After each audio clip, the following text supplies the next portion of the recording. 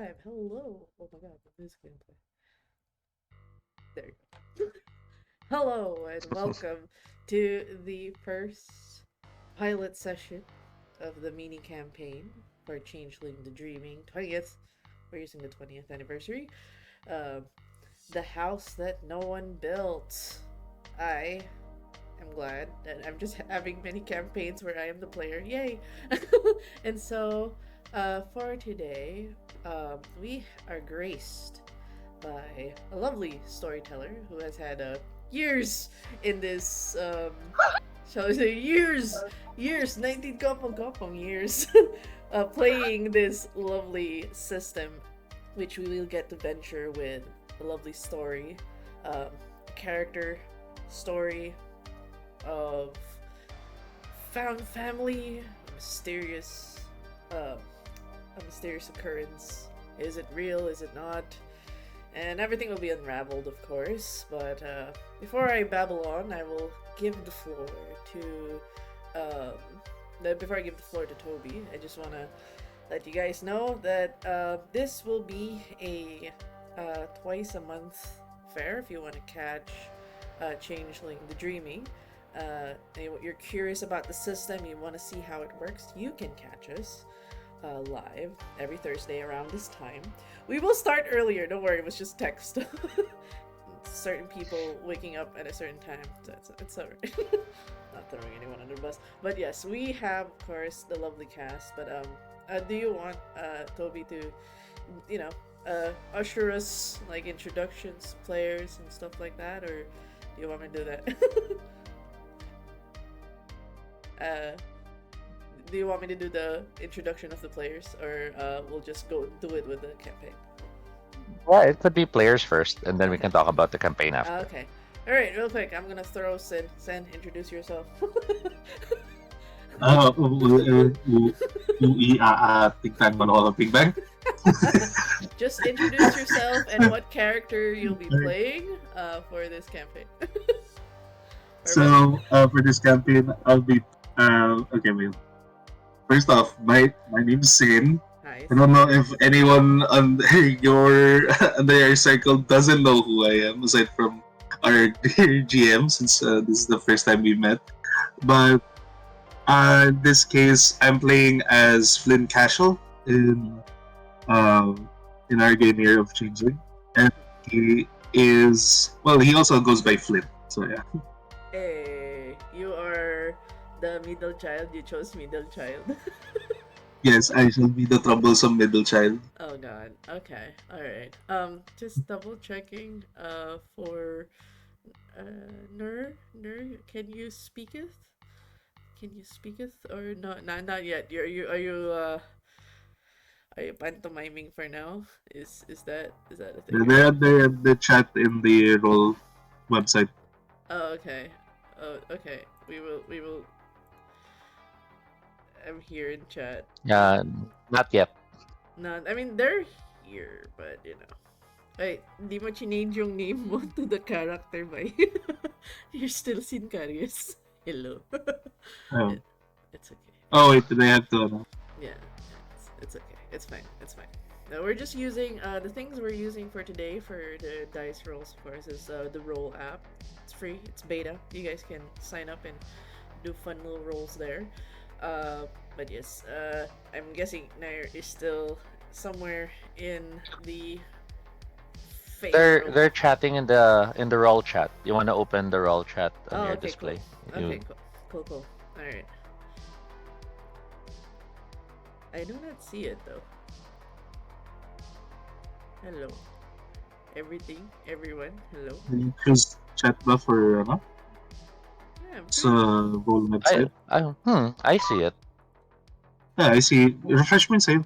Refresh. Hello. It's like, Yeah, what? I think you need to refresh. Ready to play. Of course I'm ready to play. What the heck? You're only seeing your test rolls. I The know, rest right? of us are seeing the chat. Does it show my rolls? Envious. There you go. There you go. There you go. Hi, I am Nair. I play Slate Casual. I am youngest child, not near home waves. Oh no, we can see it. We can see it. see, awesome. I am slow. I not talk. Slow. Accurate. Eh, Already role playing before the game has begun. yes, awesome. I whisper if I talk, I type. Okay. Alright, we'll be using that for the lovely Slate. And I'll keep mine short. I'm Dead Mother, and I am playing Santiago Casiel. What did I say it in that accent? Yes. Santi or Sandy, for only one specific person only calls him Sandy, and it's a bombastic side eye. He is the eldest of the Casuals. We'll find out why they're all with the same last name in this campaign. Of course, without further ado, I give the floor to our storyteller for this campaign.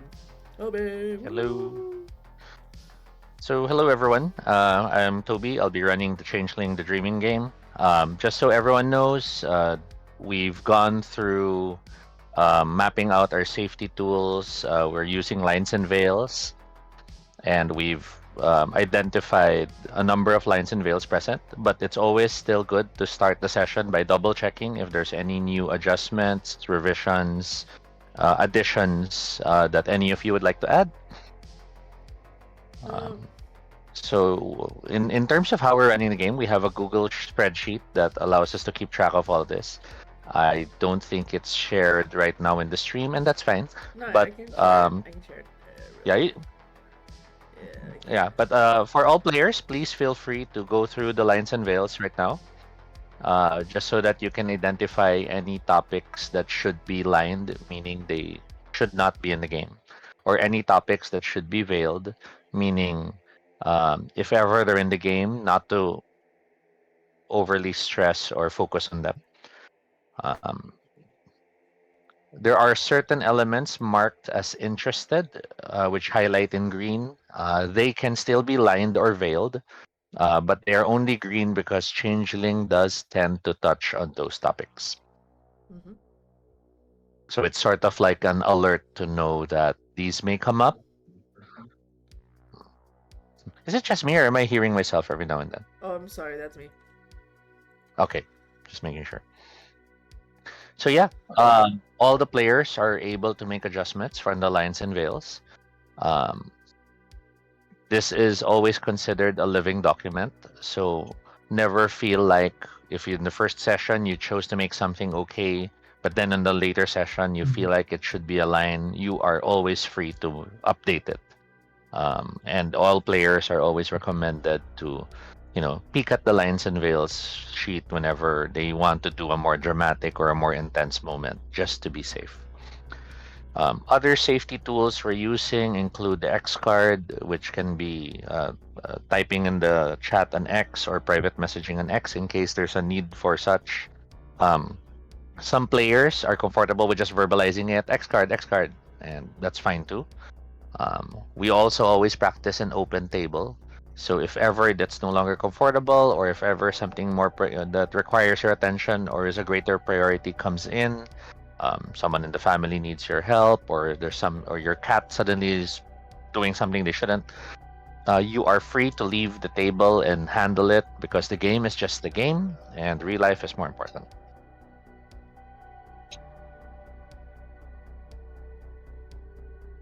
And the last part of safety is in the lower part of the sheet, starting at row 31. We have the romance options. So players can fill up the romance options, putting their name in the player section, and then marking under PC and NPC column if they're open to having romantic encounters or storylines with fellow player characters or with NPCs. The preference column is for your character's preferences. That way, if ever I were to role play an interested NPC, I will at least give you an NPC that your character would be interested in. And then lastly is the I've seen this portion. It's a tick box. It's sort of like just a digital signature to say you've gone through it and you're happy with it.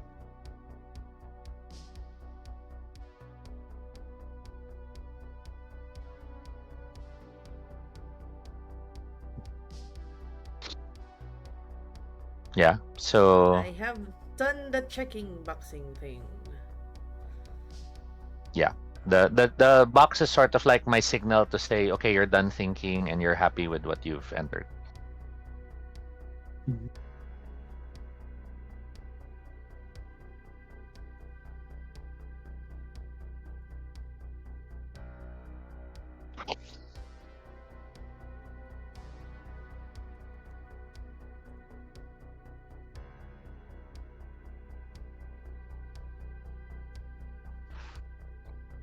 Okay. Okay, everyone has made their check marks. Mhm. So just double checking lines and veils. We have ask first for starvation, suicide, and torture. We have veils for sexual assault, slavery, and spiders, babies. All right. So we will be changeling the dreaming. It's a game where magic and realism meet. It's sort of like Neverwhere meets The Labyrinth, or The Magician meets Percy Jackson. Players portray changelings, people who have fairy souls, and are trying to balance their real life with the fact that they're part of a hidden society, which is the Changeling Society. They also challenge themselves with navigating what is known as the dreaming, which is the realm where most changelings come from. But if one lingers too long in the dreaming, one can start forgetting they're human. And if one focuses too much on human life, one can start losing their fairy soul. And this game is the house that no one built. Yee. Warning for all viewers, there will be horror elements as well. Because in the end, this is still a World of Darkness game. If everyone's Exactly. ready to play, we Exactly. can start. I'm ready. I'm ready. I'm without Nair. I've been I ready since last week. so excited. Yeah. Woo. Imagine if I got friend of Spooders. Checking chat. Yeah, I think you'll have to keep the Yeah. chat and the stream just so that Okay. nurse statements appear. Okay. All right, so let's start our game. Our game is set in a modern day fictional city, not unlike New York City. Um, the only reference is a more Western city because I, admittedly, as a GM, I'm more comfortable speaking English than I am in Filipino. Um, but yeah, we're set in a modern urban city. All the characters have a connection to each other that we will discover as we play in the game for the viewers to find out. And we shall open the scene with Santi. Okay. Of course, we'll start with you, Santi. Sandy's up. All right. What would be a typical Saturday night thing for Santi? Ah, well, Sandy. He's a there. He works 7 days a week, certified freak. No, I'm kidding. Mm-hmm. But he literally just works shifts. He does a lot of, he works in the aged care industry.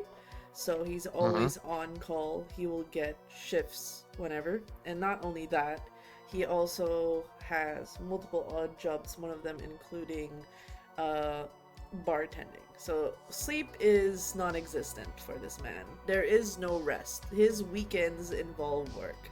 So if it is a Saturday night, he would be fresh out of his aged care.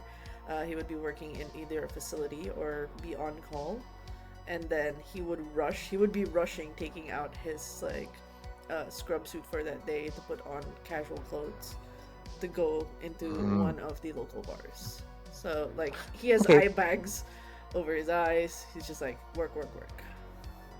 We can then open your scene with you stepping into the bar. Yes. And as you step into the bar, eyes are tired, back aches like hell.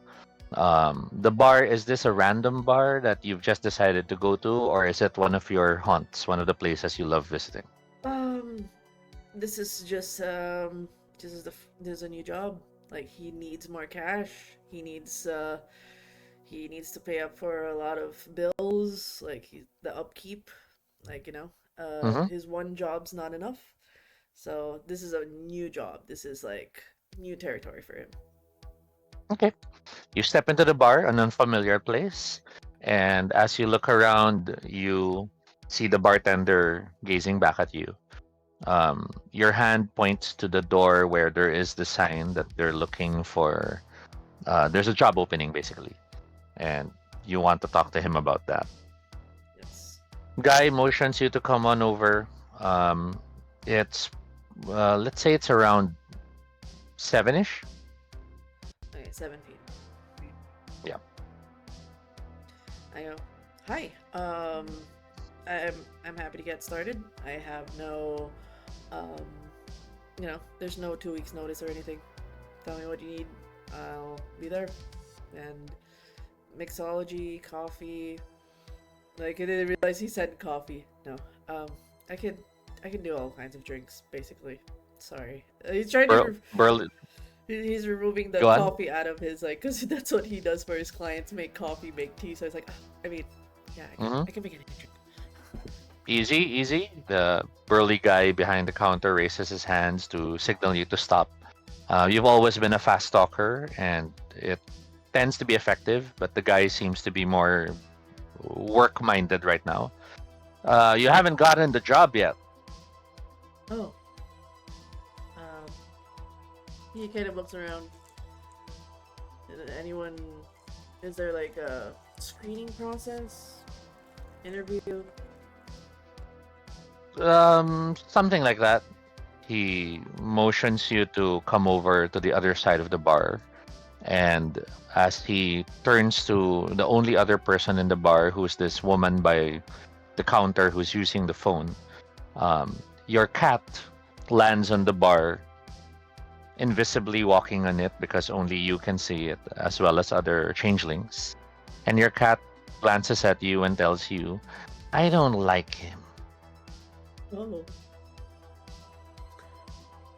Ah, he's conflicted with this because like this could be a cat from his childhood, and like it's like he can't tell if he's hallucinating, if this is like a mental disorder or this is an actual cat, or but it's talking to him, and it's just like he kind of under his breath just goes, "A job's a job." Excuse me. The guy calls out from the bar again, and as you look up, there's no sign of the cat on the counter. Maybe it's just the exhaustion from working all day. Like he mutters under his breath. You're Santiago? Mm-hmm. You see him looking at some of the notes he has in his hand. So you were calling about the job to handle the bar. Yeah.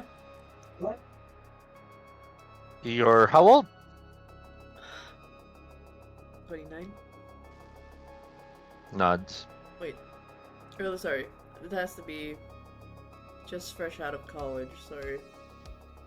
Wait, can I just check? That's fine. And that's fine. Let's assume your character said the wrong thing. Yeah. Blurted out something without 29 thinking. is like, wait, no, that's not my age. Shit. The guy motions to the stuff in the bar and tells you, "All right, show me a margarita." He goes, what kind of margarita do you want? Do you want the, yeah, he kind of goes, do you want the dirty one or do you want the dry one? Or something to that effect. He just smiles and mutters, "Surprise me." Oh shit. Where is Jack when you need him? So he just kind of pauses for a moment, tries to remember like a drink that he could pull up. Mm-hmm. He recalls one of his clients being a connoisseur of like telling him about the different kinds of things and how they would make like this the mocktails. So he tries to remember how the client does it, getting different kinds of citrus, only as one specific kind of alcohol, certain measurement. Like he remembers he was making that drink while having a conversation, lamenting on how he used to be a mogul in a business, and drinks were flowing. He was part of the nightlife. Like that was one of his clients. So he just makes the drink that he remembers from his client. I'll have you roll wits and craft, but Okay. I shall get back to you with the results in a bit. Okay. All right. All right. No problem. In the meantime, Nair, do let me know when you can join the call. But in the meantime, I'll start with Sense. Mhm. Oh, sorry. What do I I roll just again? want to Wits and. that's wits and craft. Okay. Thank you. In the meantime, elsewhere in the city, Flynn is doing what on a Saturday night? Flynn on a Saturday night is probably going to be uh, mainly looking for trouble, especially specifically because this is something that he knows that Sandy wouldn't be at home, and then that Slate wouldn't notice that he isn't home. So Flynn Mm-hmm. usually goes out and usually goes to certain what do we call this fight pits. Quick To, question. mhm. While Santi does not know about their changeling nature yet, does Flynn know about their changeling nature? uh, Considering that I do have points in remembrance, Flynn sort of feels definitely different, especially like he definitely feels like there's something different about him as well with the but it's not like he fully understands. Okay, that's fine. I can work with that. So you've had glimpses and weird dreams, but you haven't really embraced your changeling life. Yeah, as far as he could tell, like he definitely feels like he's a bit more than than most people. That's why he's taking full advantage of it in in fight pits to try and get more cash. Okay. Um, we open your scene with a tracking shot that goes around you. Um, you're you're standing in the fight pit. You're Mm. you're in clear focus with the opposite side of the pen, where your opponent is currently um, getting the attention of the crowd. The man is, taunting the audience, pointing at them, cursing them, raising both fists in the air, and the audience loves it. They're cheering him on. They're celebrating the fact that he's one of the better fighters in the arena. You have fought a few times. This is your first time for this specific arena. Yes. First time here. You've been in a few fighting pits before, and you've found it interesting. Um, there's a rush that you feel that you don't feel in your actual work that happens in these places, Mhm. and you're pretty eager to see, how you'll do this time. The man is almost a full head taller than you, which would be intimidating for most people, but you always had a deeper confidence to yourself when it comes to these things. It just feels natural to you. Other people, of course, are right now super excited at the fact that you, who already is huge by most people's standards, is now facing Mhm. off against someone who's also bigger than you. Money is exchanged in many hands, people are placing their bets, and the guy turns to face you and asks, "You got a wife? No, Kids? no, Guess you won't have any after this." And he offers a grin, showing um, his very uneven teeth as he gives you a gorilla-like smile and crouches low to prepare himself for the fight. Flynn, Flynn like looks at him and says, "Do you?" He hears your statement and is amused. But before he can say something, both of you hear the pling as the bell is rung, which means the fight is on. Guess I'll The find guy, out. the guy wastes no time. He rushes forward, arms outstretched, hoping to grab hold of your shoulders and to turn you around for a throw before you can do anything. Flynn would. Flynn's going to get even lower and then try to aim for his legs to try and like lift him up. With a crouch, you prepare to spring into action at the mighty moment. You feel the adrenaline surge in your system as he towers over you, and as his shadow lands on you, you find the perfect moment to grab his legs. The crowd cheers as you hoist him up with a mighty swing, and it's almost like time moves in slow motion as he flies airborne for a second that stretches on to almost 3 full counts before he smashes into the ground and everyone cheers louder. You feel the rush of adrenaline, the sweat coursing down your body as you can't help but feel this is your life. This is what works for you. What do you do next? As he's on the ground, Flynn just tries to hype up the crowd more by like raising his arms up before going over and then dropping an elbow on top of the guy. Do a quick roll for me. Please roll 2 dice, 4 dice in total.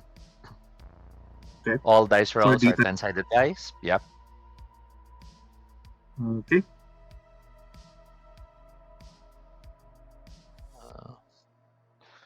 And with your roll, as you raise your hands, hearing the cheering crowd and relishing in the attention that you're getting from everyone, there's a brief moment that your mind jumps back to some recollection. Maybe it's a movie or a book. It can't quite place it, Mhm. but your brain is lost in this recollection of throngs of people cheering you. And it's a strange gathering of people because they're all wearing these weird costumes.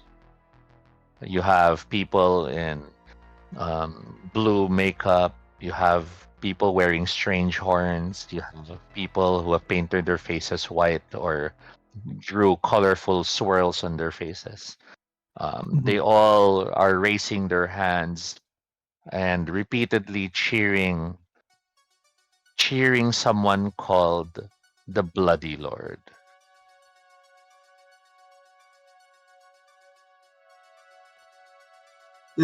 There's going to be a bit of a quizzical look on Flynn's face as he's experiencing this. Before he tries to blink several times to see if like what he's seeing is correct. You If like his blink a eyes are few deceiving him. times. You blink a few times, as in your flashback, you see a glimpse of someone approaching you and seems to be asking if you're okay.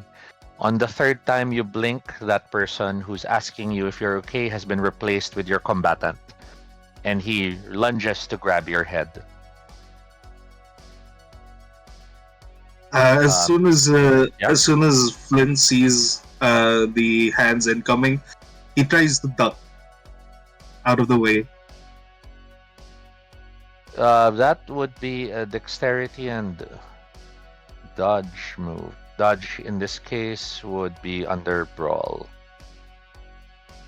So 6 dice, is that right? Yep. Okay. Let me add 2 more dice then. Oh wait, oops, I didn't clear the 6 there. Very fancy dice roller. Okay. You move out of the way. Everyone gasps as you suddenly dart to one side. And how do you take this dodge to your advantage? How do you move? How do you use your maneuver to your advantage? While dodging, he's going to use the momentum and speed to wind up a haymaker into the guy's side.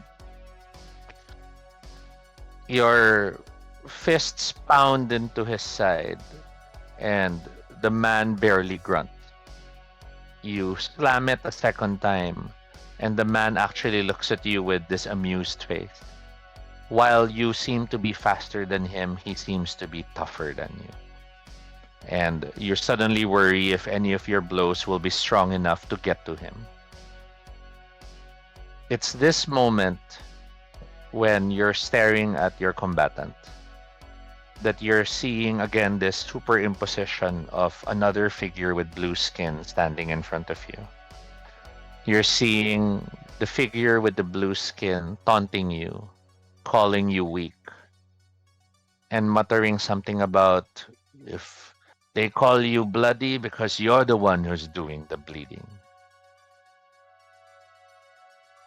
And the next thing you realize is you just want to shut him up by biting him.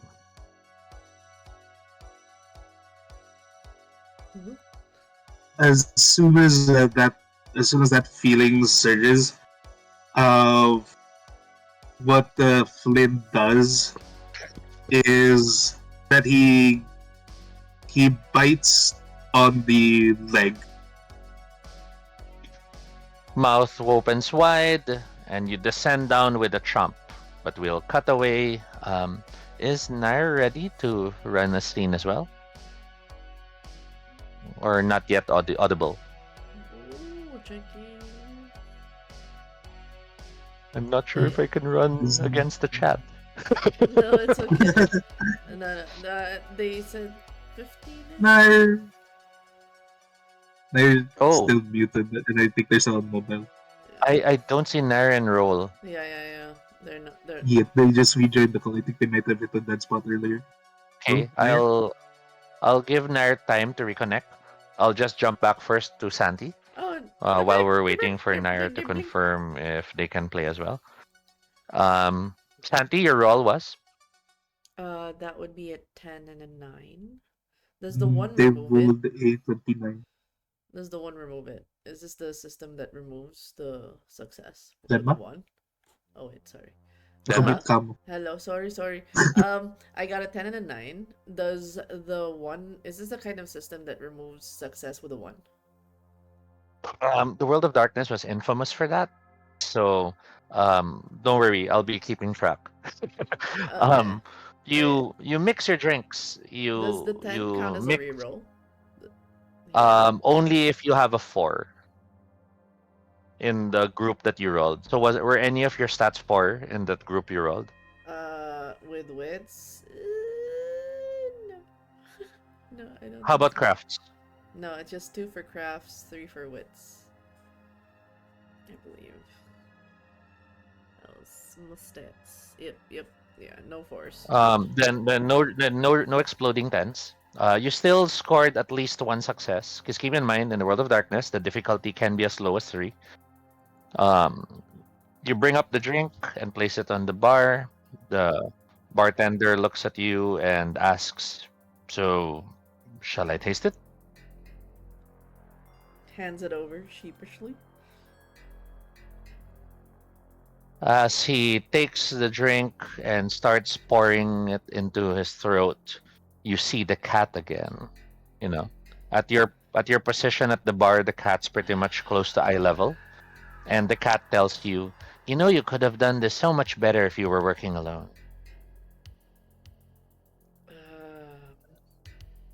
like he's just confused why his childhood pet is talking to him right now. It's like he mutters under his breath, "I really need to sleep. I really need to get some sleep." You don't need to sleep. You need to wake up. What? The bartender looks at you. What? Oh, so how's the drink? He looks at you. It's okay. He turns back to the bar and starts getting a few more ingredients for the next thing he'll have you test. You realize you might have to do much better if you want to impress him and get this job. Oh, okay. Like, he feels a bit nervous, and he kind of looks at the cat and goes, he kind of like tries to do that. Okay, I worked in the care business. They taught us that some of it's just like, sometimes you just have to, talk therapy. You were dead a couple of years ago. Probably I have not processed some of my grief. That's why I'm imagining you. Knowing that I've took more or less 12-hour shifts every day. Haven't had much sleep. The materials are suddenly thrust into your arms. And as you look down, you see you have a few new, the squeezer, the glass, a few fruits in your hands. The guy looks at you and says, "Give me something using vodka." Okay. So, like, he kind of pauses for a bit. He thinks, and then he makes a drink. Uh, is there a way for me to discern what kind of drink he would like? Like, just by looking at the guy, is there a way for me to Yes, know? you can roll intelligence. You can roll perception, and let's make it a perception and investigation roll Woo! to try to Awesome. get a read on him on what he might be interested in. Okay, that's another 5. Yay! Still, okay, let's. Woo! Let's fucking go. And one success, one putik. Your eyes focus. You're looking at the man. It's hard to get a read on him. You start looking around. He's wearing a lot of denim. His boots. Maybe he's more into something closer to something Western or country. You start looking around the background, the decorations. Hmm, Lots of Batman paraphernalia. Is he more into stylish drinks? Maybe something that has a geeky, nerdy vibe? As you're trying to piece all these together and your hand nonchalantly reaches for the knife to cut the fruit, you are startled to feel, not just see, but feel this time, the cat wrapping around your arm and telling you, you gotta work on it alone. You won't do as good while he's there. I am taken aback. I actually will, like, that jerk reaction that something touched me. You're supposed to be like a ghost or like a figment of my imagination. Why am I feeling you? Sorry, did you say that aloud or was that in your head? That's all in my head. Anime pro tag style. Okay. Bartender, of course. Whoa! Easy with the knife. No sudden movements. Oh, just sorry. I thought I saw something. I felt something. You have to work on this alone. You know that's how you work it best. Don't you remember? The cat looks at you again, frustrated. The cat's not going away. You've blinked a few times. It's not going away. He kind of goes. He looks up at the guy apologetically. He says, "Can I use the comfort room real quick?" You see him staring at you, and then he hands his hand out to you. Phone. You realize it's. Are you planning to check online for what to create? Give me your phone. Oh, oh. The funny thing is, he gives a phone that's it's like the earlier smartphones that are just like, it's really crappy. Like, it's definitely a hand me down. There's like a crack on the screen. Fix the phone. I'll be waiting. Of course. He goes to the bathroom, trying to ignore if the cat's following, and it's just like he tries to wash his face, use the paper towels to wipe his face, and he stares at the mirror like, get a grip. You gotta get a job. You have to pay the bills. Like, you gotta make sure the house stays. Like, he's just like giving that mantra. Like, you gotta keep the house. You gotta make sure there's food in the fridge. As you rush to the bathroom, closing the door behind you, and as you're trying to find a place of calm, you open your eyes to see the cat sitting on the sink looking straight at you. And you hear the cat, "Seriously, if you still think I'm part of your imagination until now, then I don't think we're ever going to wake you up." He gets startled again. Like, God, what am I waking up to? What? Like, he kind of like starts pinching himself. Like, can he feel himself when he pinches? Yeah, you feel every pinch you make yourself. The cat looks at you and raises both paws, pressing against your arm to stop you. The cat stares at you and tells you, "What's my name? Just tell me my name and you'll finally wake up." You are my cat, Cheshire. And as the cat smiles upon hearing you say the name, you feel as if floodgates have suddenly opened. Floodgates of emotion, floodgates of exhaustion. You feel like you're exploding from within. We shall continue your moment in a bit. Oh my goodness! What the fuck is going on? But we will jump to Nair. And Nair, I know you're playing one of the Slua, who are known to always speak in a whisper. Do not feel obligated to roleplay speaking in a whisper. Just know that anything you say in character will be assumed to be in a whisper. Because it will get, Oh, it'll be stressful to your throat if you're whispering the whole time. seems like a good idea, though. I have this really nice It's a new good house. idea until after the first hour and you're like, my throat is sore. I've seen it happen in many games.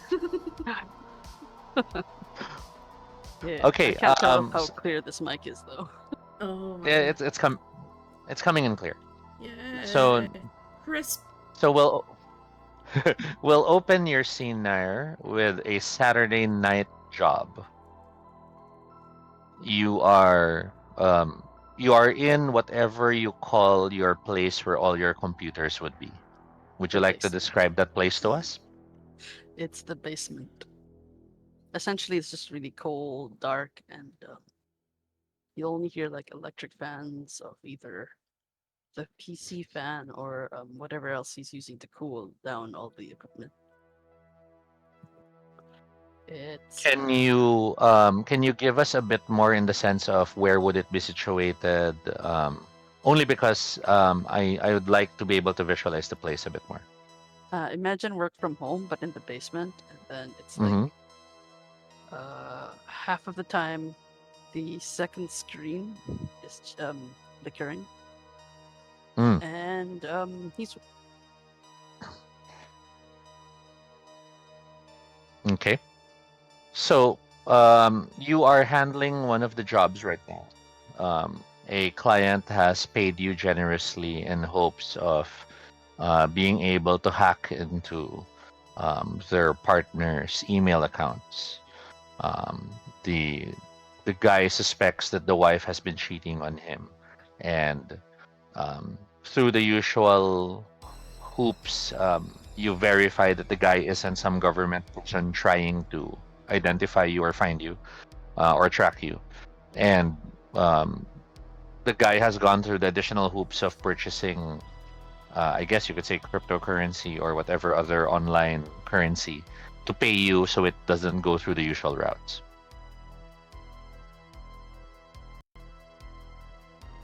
yeah. This looks like we have a deal, Mister. What was your name again? Are you currently talking to the client, or are you just vocalizing as if you were talking to the client? Vocalizing as if because can't really speak, so it's Yeah. through probably chat. hmm You share. You look at the chat, and the man's name is Grober, Grober.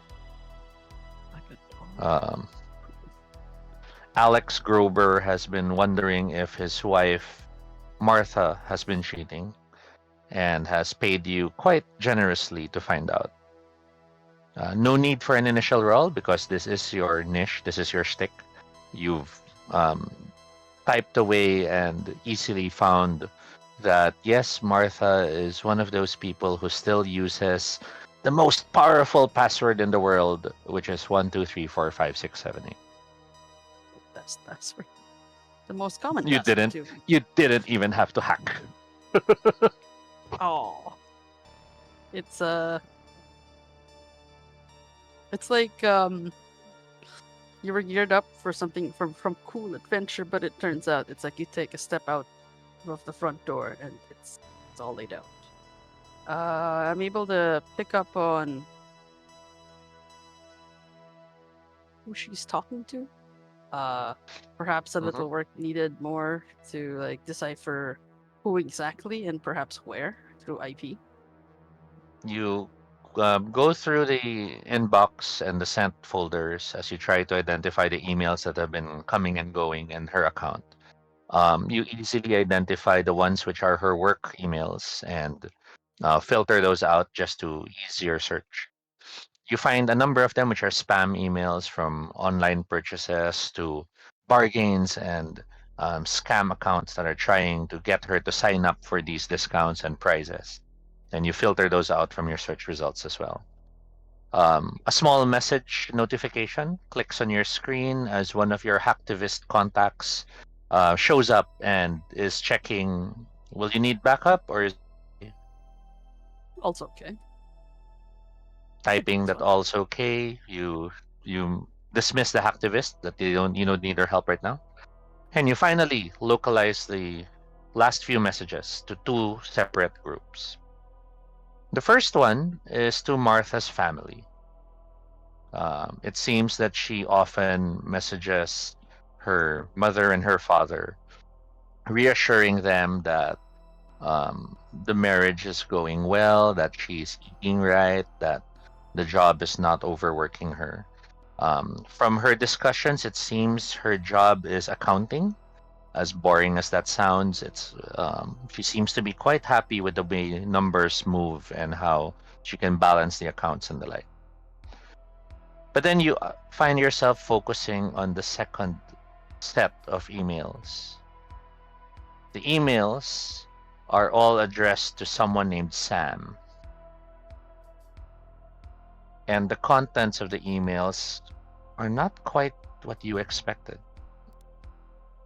Expecting an affair, infidelity, you instead see a steady flow of messages back and forth between Martha and Sam. Martha is afraid for her life. She has been messaging Sam that she thinks her husband is no longer her husband. She thinks her husband has been replaced by someone else. She's afraid her husband is a total stranger who somehow has convinced the rest of the world he's Alex. This seems like very good chismisa. Mm-hmm. What do you do? Well, it's not really an affair. So he doesn't. Does he need to know? No, I don't think that wasn't the goal of the hacking though. The goal of the hack Mm-hmm. was to find out who she is, who or if she was having an affair, but she's not. So it's just Mm-hmm. to confirm that she's not. You dig through a few more emails just to make sure that there is no undertones or uh, um, double meaning statements exchanged between the two. And the picture of her fear gets worse. Um, Martha starts outlining little things that she tried to test him. She checked if the birthmark was there. It was. She checked if The scar from an accident a few years ago was there. It was. She checked if he knew the names of certain relatives and family members. He did. At one point, she even checked if he remembered that first restaurant where they had their date, and he did. But Martha then insists that she keeps seeing someone else's face when he sleeps at night. When they're beside each other in bed, and she turns to check on him, in the feeble light of the open windows, she can see someone else's face. I think I am going mad, Sam. I don't know who he is. I think I have to do something, was her last email. I think I And have to do something tonight. Go on. doesn't seem like anything else concerns me as long as I get paid from what exactly I'm being paid for. Mm-hmm. And so I report that no, she's not having an affair. She likes to talk with her family, keeps work, you know, the bare minimum. Typing away in And the message to nothing confirm. Go on. about Yeah, go on. nothing about Sam or anything because it doesn't concern you. And this looks like some really juicy chismis if you get what I mean. Uh, I don't even bother to warn Mr. What's his name again? Alex. Yes, Mr. Alex. Satisfied with the job well done, you shoot the messages to Alex confirming that there is no affair going on and all that. While still logged on to Martha's account, an item clicks in. And you find yourself staring at it because it is both strange and yet oddly familiar. The email is from Sam. The reply is um, a short number of words. Martha, what if he's a changeling? And you're staring at the screen, wondering why that word, which currently um, doesn't, I presume, doesn't mean much to you. We play TTRPGs, but I don't think this is like. I don't think Yeah. they don't seem There- to be the type of people to play these games. Mhm. So Well, you amusing. haven't checked. Do you check? Do you try digging up who they are and checking their social media or something? I do. I am curious. This Check is if your they bread play and butter. D&D. Check if they play Do they D&D. play D&D? Do they play D&D? May table ba dyan? Ganun. This is your bread and butter, so you easily try to dig out information on them. I shall make this a wit and computer roll for you. And every success you have above 6 will be additional information you find. Sweet. Let's see. Computer and what again? Sorry? Wits. Computer and wits. Yeah, and since the stats are at 4 or higher, you will actually re-roll. You can actually roll additionally for tens you roll. So your tens explode. Super cool. I think that's an 8, yeah. Yes. Okay, there. I was waiting for the results. So we have one, two, Wow, three, come on. 4. You have 4 successes so far. Then you can roll 2 more dice because you have 2 tens.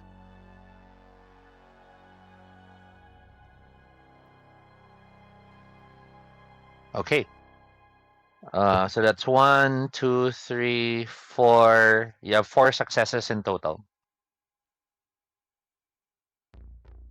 Sam is Sam Berger. And Sam, it seems, is not an office mate of Martha's. Sam instead is someone who Martha knows because they Childhood both friend. go. Sorry? Childhood friend. No. Sam knows Martha because they both go, it seems, to one of those self help meetings.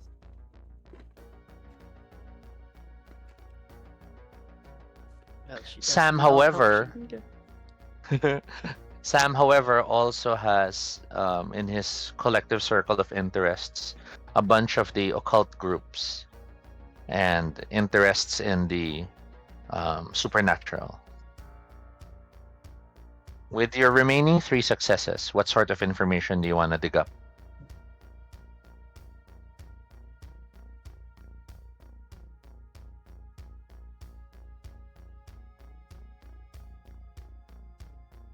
Which company does this Sam work in? Looking at where he works, your eyes widen as you see that he actually does work in a small school. He's the head of the librarian. He's the head of the library in a school. Oh, neat. Can I also check if the Martha has made any purchases for deadly weapons? Checking quickly with what you know of Martha's accounts. Yes. Ooh. She has recently purchased a gun. And very alarmingly, 3 rolls of duct tape. Oh my. Huh. It sounds like I won't be needing to look for Mr. Alex, was it? Mm-hmm. Because it looks like she will be keeping him busy, even though it does sound like a murder is about to happen, I suppose. Mm-hmm. But that also does mean it's like there's no loose ends. Doesn't have anything to do with me.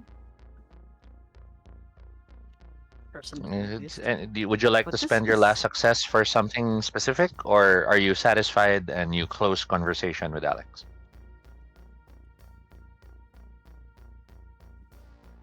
Can I check if Alex has any other like powerful friends?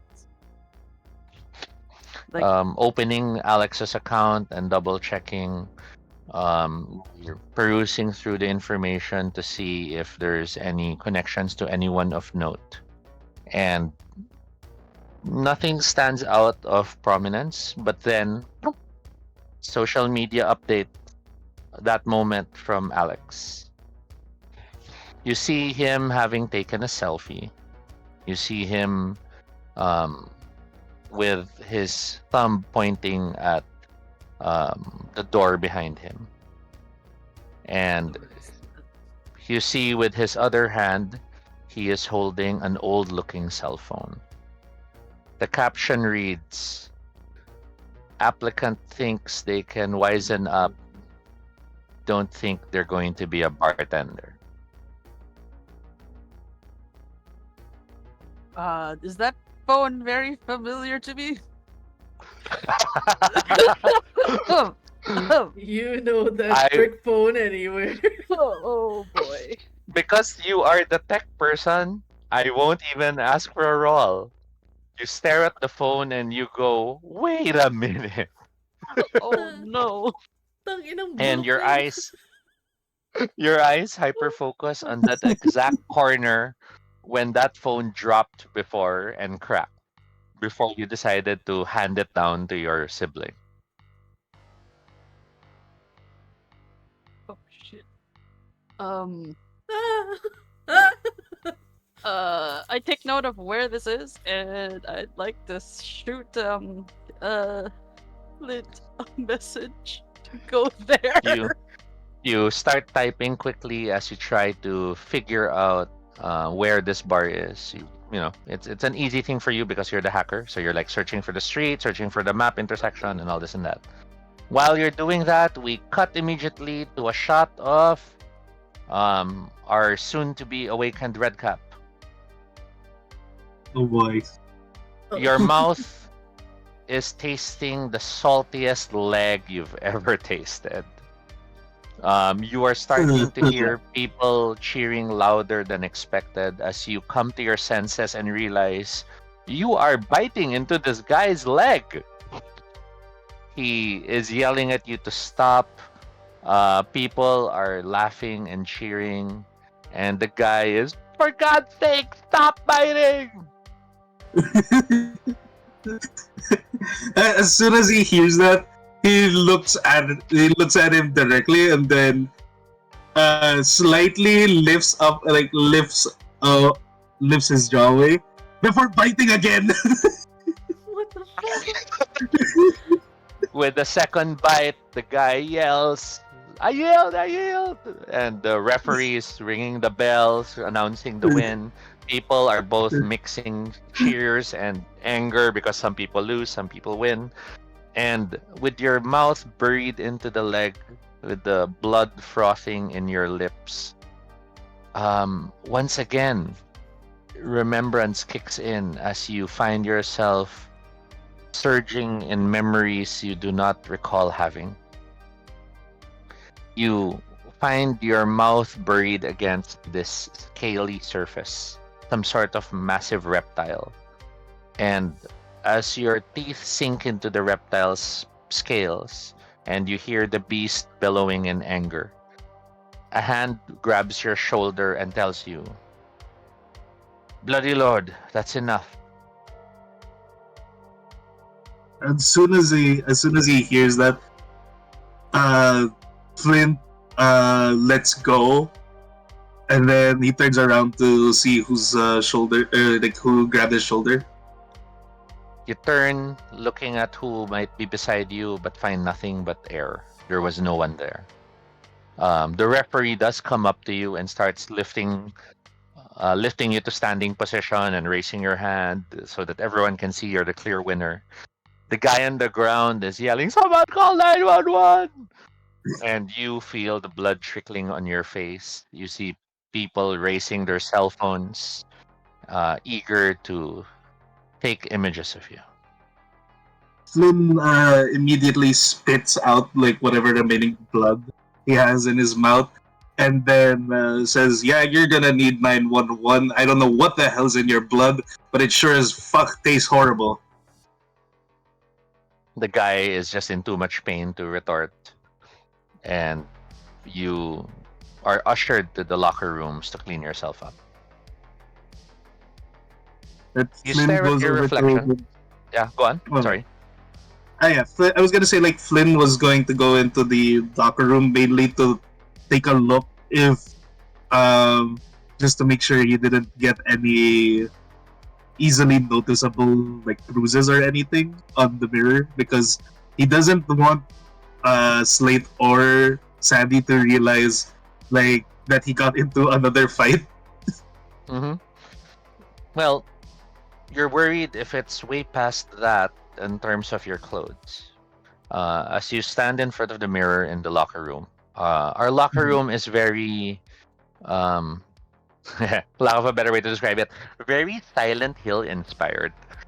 You have the flickering light, you have the rusty metal portions, you have uh, the graffiti covered bathroom stalls, and the dusty windows. With the light flickering on and off above you, you stare at your reflection. A few minor bruising from the roughing up you had earlier, but your chest down is drenched red from the blood. And for some reason, before you even realized it, you were for a moment, you know, wetting your hand and running it through your hair, then wetting your hand and then running it through your hair. As soon as he looks at it like fuck, and then he he goes to take off his shirt to try and like rinse off some of the blood. He's worried that it's going to be a dead giveaway. He's hoping he can at least make it look pink. Squeeze water, squeeze. It's still more, it's still more crimson than pink. with the water running, and you half cursing yourself, half laughing at the hilarity of the situation. The door swings open as the fixer comes into the bathroom, to the locker room to go to you. Here you go, you're cut, just like always. He takes a look at his cut and then counts it. Like, is it exactly the agreed upon amount? It's a bit larger than expected. And as you look up, the guy looks at you. The crowd loved you. Gotta admit, that's not that common. Hmm. So he looks at him and like, so I'm not in trouble. Ah, I think people will now be talking a lot more about this, and many of them will start looking for you. In fact, he leans close and conspiratorially grabs your shoulder as he whispers, with his face nearly touching yours. I think you got a fan outside right now. Wait, what? And then like as Hmm? soon as he hears He that, he he nods. he starts to dart over to the door. Can I request a cut on that one because I need to go grab my food that's delivered. Oh, no problem. I can jump to another player for now. Go for it. Right. And as we cut away from that scene, we cut to another person in the bathroom.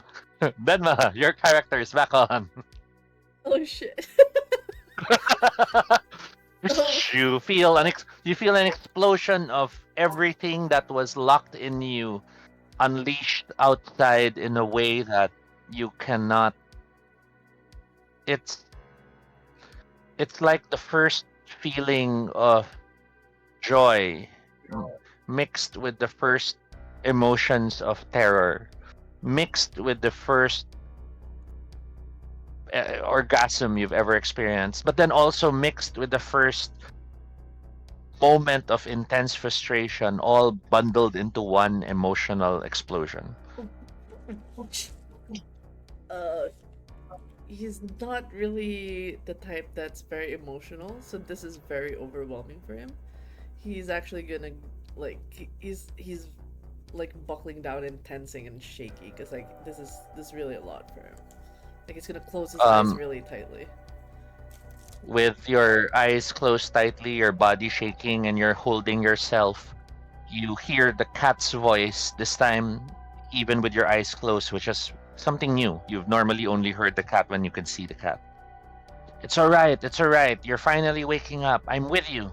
I'm with you. Denma, I must ask, does Santi have a changeling name? Or is Santi also the name, the No, changeling name? Mirage is Okay, his changeling name. you hear the cat. It's alright, it's alright. You're finally waking up. Your name should be coming to mind right now. You should be remembering it. You can do it. I know you can. Is this warranted a role or is this something? It's up to you. You can choose not to remember yet, or you could choose to remember now. It's up to you. This is your character's transformation after all. Oh, okay. What? The way it's gonna happen, like, cause it feels so surreal, all the emotions. It's like there's gonna be like this thing in his head where he suddenly, like, he visualizes and senses, um, like a man in the middle of the desert and seeing the oasis, the thirst of Mm-hmm. water, and then a shift to animals and creatures looking for warmth in the winter. For some, like Mm-hmm. each of those aspects, like he knows, like it's like in extreme conditions. There's that need for comfort, the craving for the desire for warmth, the desire for getting something that will ease the pain. So it's like Mm-hmm. the word mirage comes to his mind like a haze, and but then he shakes his head. He says, "Okay, like this is all too much. I'm just gonna go home." Like he's foregoing the job interview, whatever this is. He's just Mm-hmm. thinking like I need to go home. There's just too much right now. I just need to go to bed. As you get up onto your feet to stand, trying to regain control of yourself, there is that immediate realization. Why are you shorter? Huh? And as you look up, confused with why it suddenly feels like you're seeing things in a wrong angle. You know how parang you're why does it look shorter than I'm used to? You find yourself looking straight at the mirror and seeing the most unfamiliar familiar face you have ever seen. For the first time your character sees their fairy mien, their changeling appearance basically. Would Oh. you like to describe what your fey mien looks like? Oh. Um. It's a weird thing because his Famian is more like when um in a canvas when you're spreading like the oil paintings, like that Mm-hmm. constant smear mixed with like ink. So it's like Nice. it's there's not much of a face, but more of like this mix of colors, and it's like every time he moves, it's like the paint spreads, and like Mm-hmm. parts of his hair becomes like this smoky ink. You can see a Mm-hmm. mouth, but no, like his entire face from the nose up is just a smeared paint.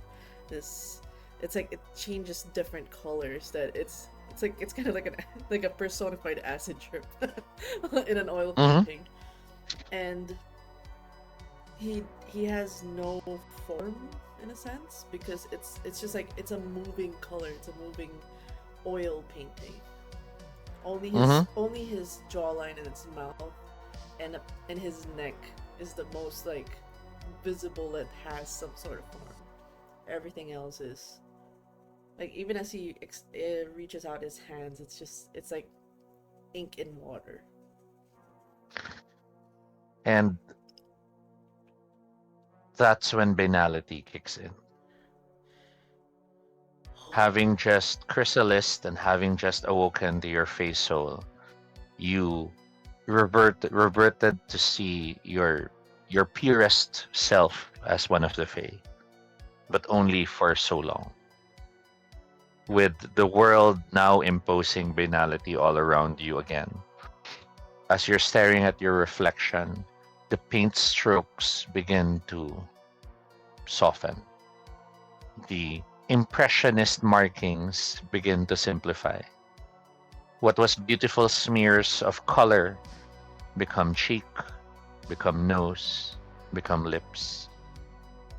You don't even know why, but you have started to cry. Oh my You start to weep as if you're feeling you're losing something so pure, something so impossibly beautiful. And as finally banality has set in, and your human body protects the remnants of the face soul that can still survive this banal world, you now see the changeling.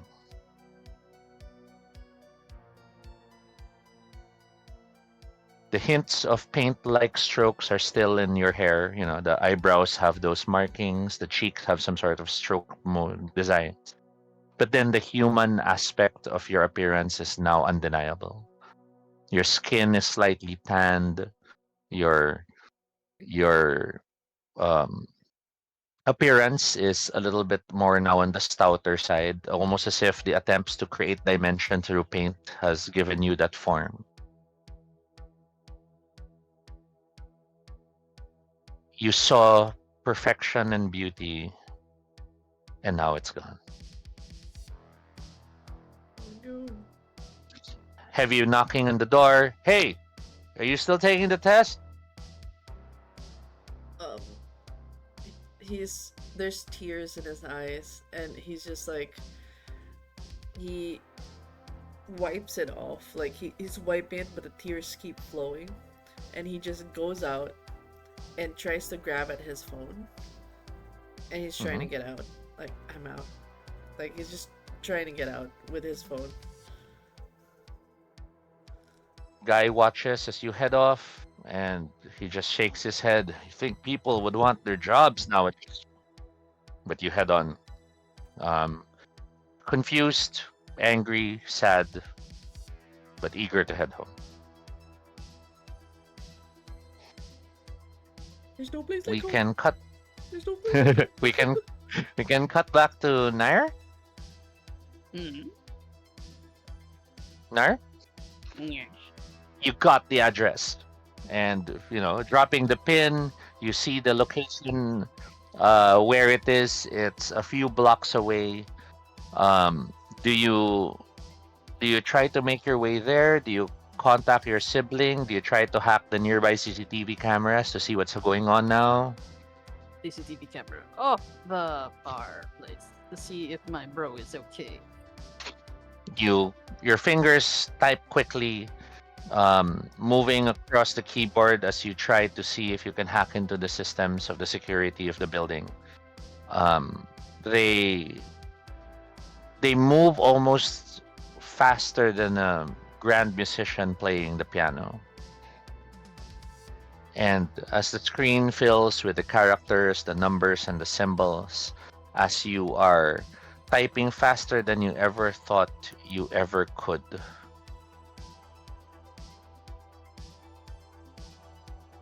I need you to roll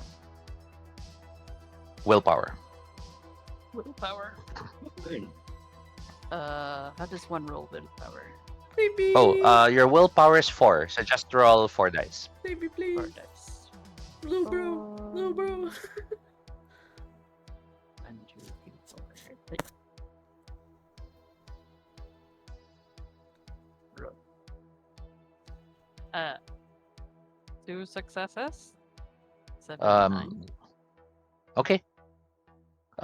You're typing quickly, fast, and a notification kicks in from Martha. You were hoping to ignore it, but then curiosity hits you, and your eyes flutter to glance at the notification. You see you know how a notification to have like a small blurb of text, then it disappears. Mm-hmm. The blurb says "meeting you," and then it disappears. You succeeded on your willpower roll, so you could choose to ignore it and finish your hacking. Or you could check what that notif was. Or, your last option, you could try to open the notif while you're finishing your hacking. I will multitask. I will open it while hacking. And as you consider multitasking, the strangest thing happens. Your hands, your fingers are busy typing when you turn your head instinctively without thinking. And you hit the notif with your tongue. The notification opens, it pops up on the secondary screen, but then you stop and did you just use your tongue?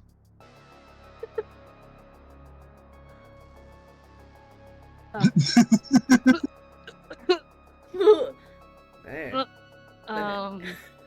I wonder how dirty that screen was. And I you just don't hope my keyboard recall isn't so bad. you don't recall moving your head down.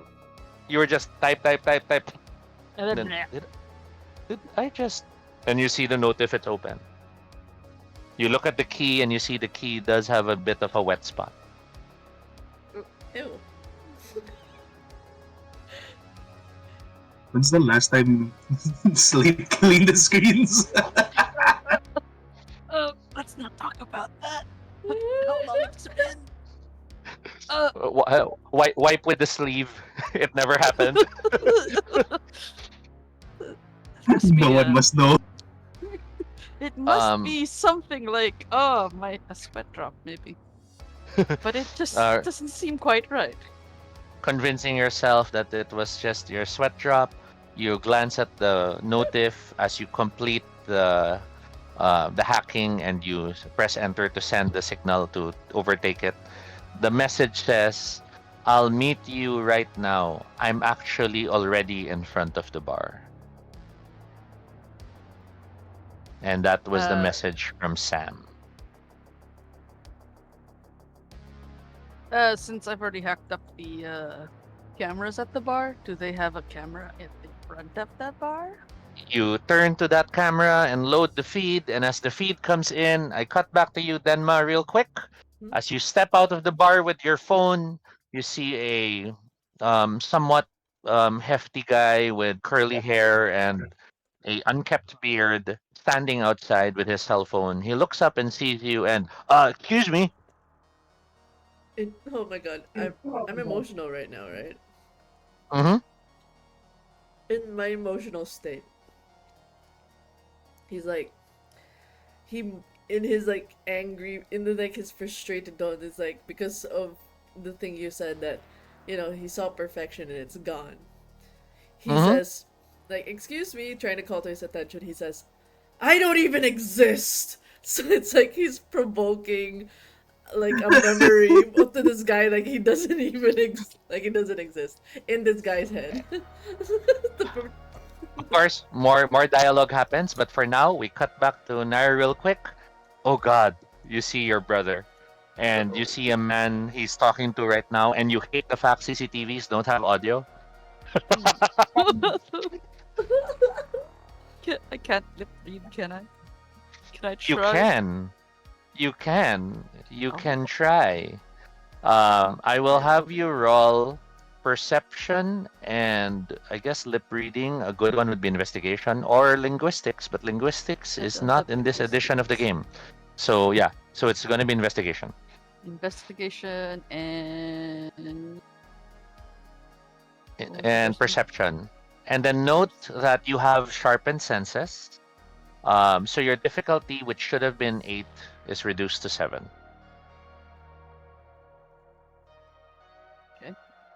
8 reduced to 7, but I only have 6 dice. It's alright. You just need one of them to be a 7. Oh. Would 8 help? Okay, not a Yes, you 7. have an 8. You have 2 8s. You have a 1, so that reduces it back to 1. You have 1 success. And as you lean close to lip read, you start to read what they're saying.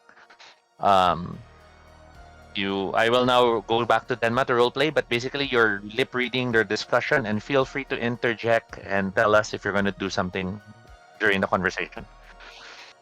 Okay, Alright. Denma, Yeah. um, you say your last line again. I don't Uh-huh. exist. I'm Like sorry. kind of like it says, "Excuse me, sir, sir." And it says, "I don't even exist." I'm sorry. I was just hoping to ask for help. Boing. Oh Help. no! Shit. He stops. Shit. Tumawa. He kind of stops, and then like his caregiver mode kicks in. Is it an aged man? How old is he? Think Seth Rogen. Oh. The word help though makes him stop, sniff, Mm-hmm. still teary eyed. This is a bit life or death, I'm afraid. You wouldn't happen to have a charger, would you? He kind of looks. Not right now, no. Um, you think I can use your phone? I just need to make one quick call. Hands over his phone. Thank you so much. And as he takes the phone and he starts staring at it, how do you send a message on this? I'm sorry, you have an older model. Yeah, it's an older model. It's like he goes. It's SMH. you just go. You click down like 3 times. There's this thing called calls. Click it. And while you're giving him instructions, cutting back to Nair before I jump to Sins. Nair, you're reading their lips as they're going through this. That's probably Sam, and your brother's handing him the phone. Yes. First of all, I shake my head. Kid doesn't know how to use a phone. How dare you, blind? It's your brother doesn't have time for them smartphones. But then the No, I'm second saying thing, His brother it's is the young tech debt. the I'm SMHing at not at you, but this kid who doesn't know how to use a phone. Oh, But then a second thing happens. You see something that you cannot explain. Why does your brother have a cat on his shoulder? A scarf. A very nice scarf. No, it's a cat. You're staring at the video. You see the cat balanced precariously on the shoulder, and as your brother hands the phone, the cat climbs on the head and goes to the arm. It's an actual cat. Oh, we couldn't have pet. Actually, technically, wouldn't we know this cat if it's his cat?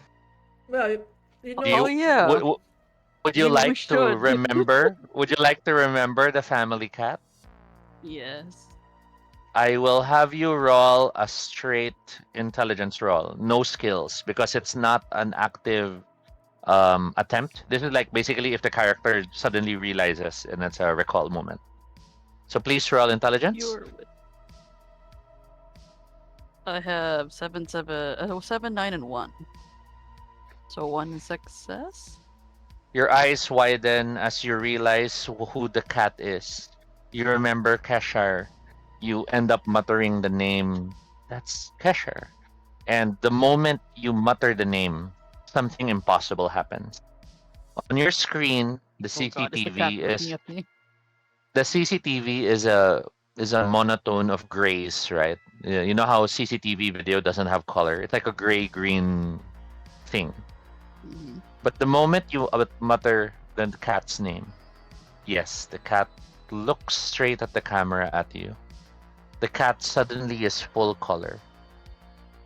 And as the cat is meowing,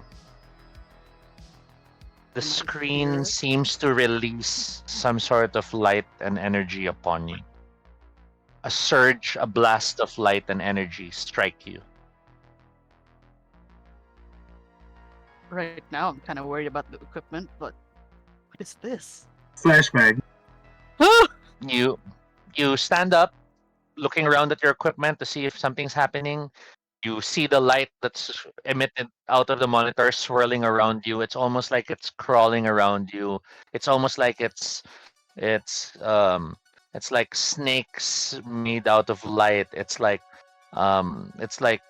you know, critters that are wrapping themselves around you with their colored hues. And as they swirl around you and dance, you start going through your awakening as well. I shall get back to you and jump to Sins real quick. Alright. Seems you have a fan. The guy As soon motions to the as- door and leaves you the money. As soon as he hears that he has a fan, he puts his wet shirt over his shoulder before going over to the door to see who it is. You peer out and you see a lovely woman.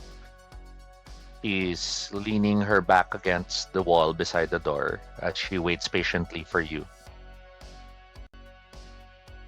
His eyes widen in surprise as he goes over. He tries to wring out his shirt one more time before putting it on. You ring, you hear the water and the blood falling onto the sink, and you hear her by the doorway. If you need more time, I can come back. He immediately responds, "No, it's alright." He goes over to the door, but he's obviously wearing a sopping wet shirt. And then he goes over to her and says, he asks, like, "Cecily, what are you doing here?"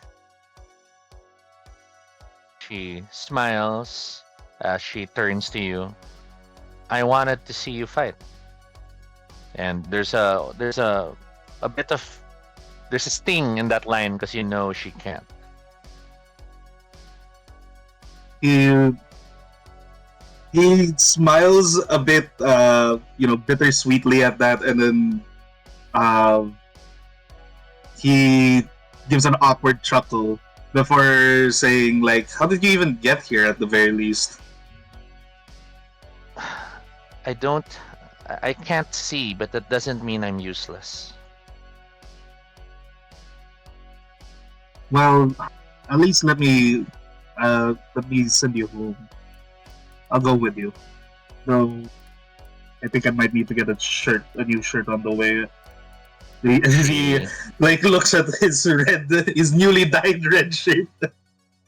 she smiles, and you see her lift the bag she has with her. She pulls out a white shirt. Thought you'd need it. He he smiles and then takes off his old shirt and then throws it into the nearest trash bin before putting on the new white shirt. He's like, "What would I ever do without you?" Don't. Why'd you throw it? That could still be washed. He's like, "Yeah, but I don't exactly want my brothers to find it either, so." Just give it here.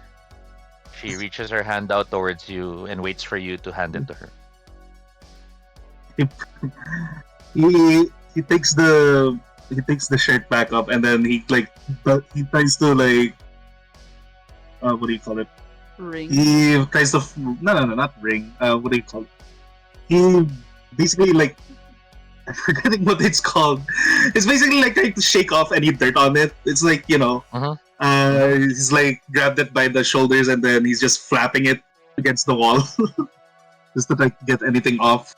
And then he rings it one last time just in case before folding it neatly and then handing it over to her. Takes it, and you see she pulls out a plastic bag from her bag. With a flick of her hand, the bag's open, and she puts the wet shirt inside. You know, there really isn't anything you have to keep from me.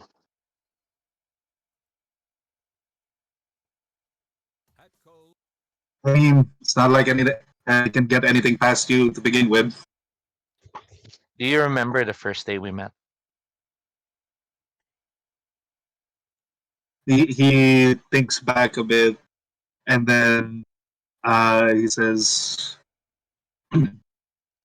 "Kinda, it's been a while." She smiles as she still leans on the wall. Remind me. Collision is my top stat. Shit, I have only 2 dice. Let's try it. Eh, Are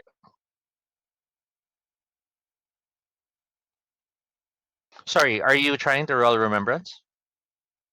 yes. Sorry, I think it got choppy. I didn't quite hear your answer. Yes. I'm trying to roll. Remembrance. Yes. I believe the roll is not just the rating. Give me a moment. Let me double check. Then man, you're my. Yeah, it's intelligence plus remembrance. Do we have remembrance? I don't think we have remembrance. Your character has 2 dots of remembrance. So 4 dice, so 2 more. Yes. Yes. Okay. Oh wait, remembrance, right? Okay, there we go.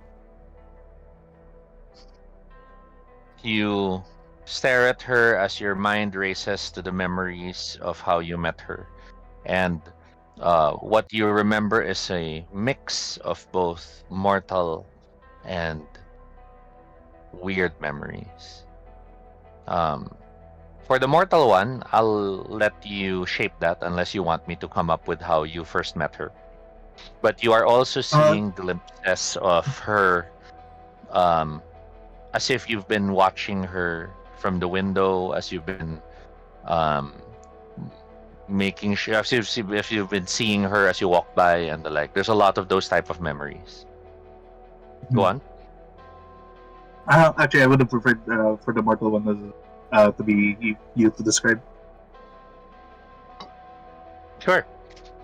Your first meeting with her um was a chance affair. You were making your way home when she was being mugged by 2 enterprising people who wanted to take advantage of her inability to see them. And um, When one of them shoved her to the ground to take her bag, you surprised yourself by springing into action to help her. Mm. Uh, as soon as he remembers that, he immediately tells her, uh, well, I remember definitely it involved a dark alley and two muggers, and then sending those said muggers to the hospital. She smiles. First time we met, you were already fighting someone. And she smiles at the irony of that statement.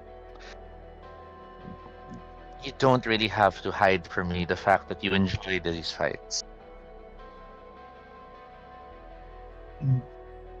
He he like looks down sheepishly a bit while rubbing the back of his neck and is like, I mean, technically they're at least a bit more enjoyable if I'm fighting for you. She almost laughs aloud as she shakes her head and, smacks you on the shoulder. Oh, will you stop? You're trying to sound like those guys on those old movies. He he chuckles a bit and is like, well, I mean, I've got only an old TV. So, do you still have another match? Or do you think we can head out and grab something to eat? We can definitely go out and do some. She offers her hand, waiting for you to take it. He takes her hand and then walks with her at her pace. And keep in mind, you are not paying the bill this time. You paid for last time. It's my turn. Oh, come on, I just got paid. Well, spend it on your brothers. Fine. When am I gonna meet them anyway? He immediately coughs and he looks at her and then he says, whenever Sandy probably gets a day off, which is never. he says as a joke. She turns to you, and you always found it endearing that, she does these motions so it feels like you're still talking and looking at each other's eyes, even if you know she can't see you. But she turns her head towards you and tells you, so one of them's Sandy, and the other one? You did mention you had two of them, but they never really mentioned their names. Have I really? The other one's Slade. Technically, he's always at home, but good luck trying to get him out of the basement. Sandy, Slate, and Flynn. Your parents really came up with interesting names. He just gives a response with an awkward chuckle at that. Yeah.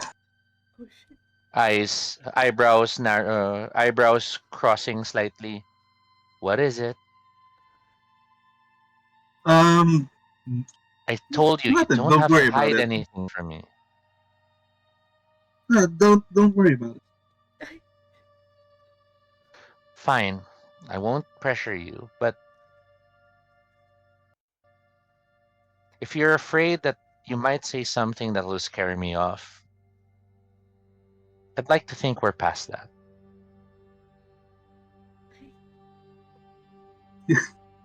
What's wrong, Denma? I mean, I mean, me. I'm just here. Flynn, you saved my life. You you don't have to keep trying to sound like some leading man in a movie because you already acted like a knight for me. he he smiles at that, though the smile is only short-lived as uh he looks at her and then he says, I I know, but lately things have just been a bit different. sometimes just feels like this is some really long dream. Am I in this dream? He he puts his hand on her face and then just caresses her cheek slowly and then says, "I mean, you are right now, and I just So don't want to wake up." does that mean it's a good dream? Definitely. And as you are staring into her face and she's facing yours as if she was looking into your eyes, the two of you are in that space of are they or are they not gonna kiss? We're not sure. But if this were a movie or a TV show, the camera now positions behind her. So we could see your character's face. And this is quote unquote her point of view. Mm-hmm. And what she can't see, but what we, the viewers, can see, is emerging from the alleyway are three men who see the two of you. They look at each other and they start approaching. No, not like this. I shall get back to you. Uh, while, while I run the other scenes, since I shall send a message on Discord for some questions I need. Uh, I- there. I sent you two questions I'll need before I run your next scene. I sent them on Alright. Discord. Please just feel free to write the answers there. Cutting back to Denma and to Nair.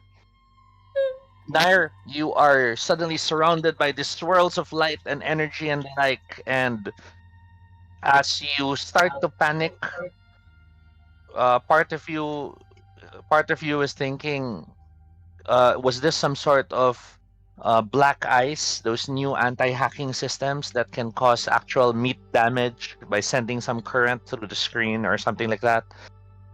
As you feel the panic hitting you of whether this is some sort of countermeasure for hacking into the CCTV, um, you end up screaming and finding that you have lost the ability to scream.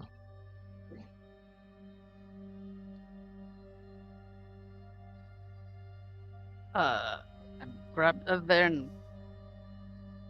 Would water help? You hurry to the side as the flames of colored light are still swirling around you.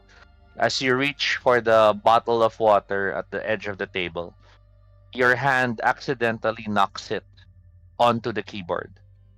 But then, No. instinctively, your hand twists impossibly at the wrong angle to catch the glass before it spills.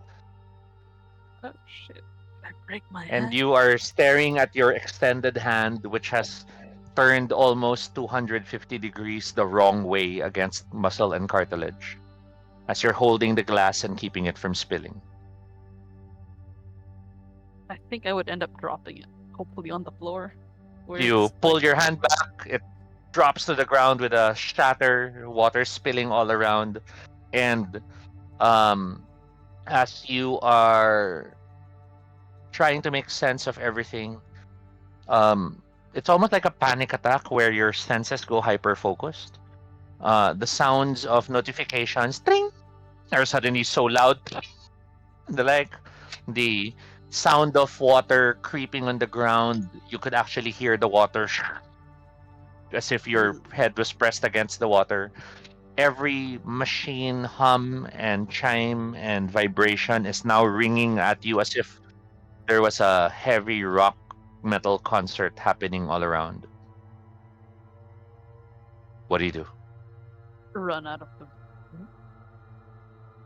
You or slam against the door to run out of your basement. What would be outside your basement? steps going up into the pantry You're or rushing up the whatever the kitchen is. steps. You're rushing up the steps, and with each step, you're moving away from all the terrible pain and noise. And as you look up to the top of the steps, I will ask you to roll perception and kenning. You have Perfect. 1 dot of kenning, and you have Three 3 dots of in perception. perception. So 4. Lovely.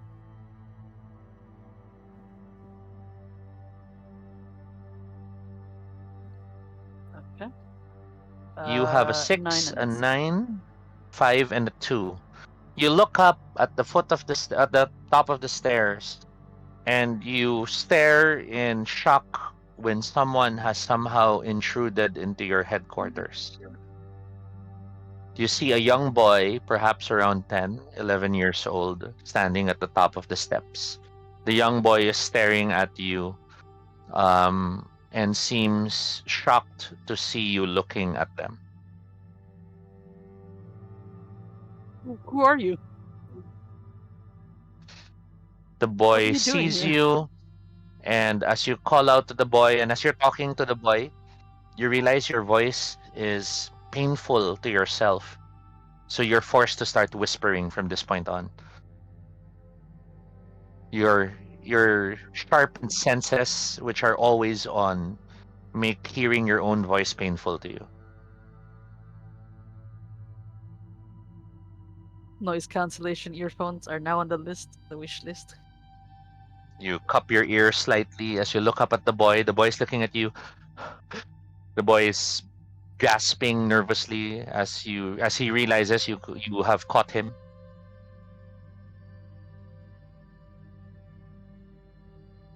I close the basement door and put my hands up, trying to make it look like, hey, it's okay,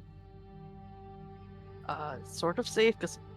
And then I sort of whisper, "What are you doing here?" Yeah, we can assume from this point on you are always whispering, just Okay, so it's okay. not painful. Um, as you ask what you are doing here, the boy responds with action rather than words. He leaps backwards through the door he came through. I'm going to rub my eyes and check out where he was standing to see if there was like any sign of him, any You rush up to footprint the in the dusty steps. floors. You look down at the ground for footprints. You see the ground, it's undisturbed from how you last remember it. You don't see any new footprints or anything. And then that's when you check the door and realize it is still locked from this side, like you left it. Because you normally lock up before you head to the basement, right? Hmm. Lock all the locks. It's still locked. They never were unlocked. I open the lock and try and look for the boy. You open the door into the kitchen, Hmm. and in the kitchen, you see the boy pacing back and forth on top of the kitchen counter. And you could hear the boy muttering, "She didn't, sorry, he didn't see you. He didn't see you. He didn't see you." Does it? Do they? Can I creep up on the kid? Like Yep. stealth? Just God like damn it. I No, kind of no, do see. no roll needed. You creep up to the kid. I have a seat on the counter table, waiting for the kid to maybe you know, it's kind of amusing to see them like I don't know, shocked, I guess. And then it's like, uh, Rection, I do see you, but who are you? He, The boy turns slowly to look at you. The boy's face is horrified as he realizes you do see him. And then you realize now, as you're staring at the boy, across from the boy is part of the kitchen leading to the dining area. oh, he's partly in part. Between Oh, cool. between the two, you have the refrigerator. The refrigerator, you could still see through him. He is partly incorporeal. The boy screams, I and cover my ears. you cover your ears, but you're also shocked as you're staring. You're seeing an actual ghost. Don't tell me his name is Casper.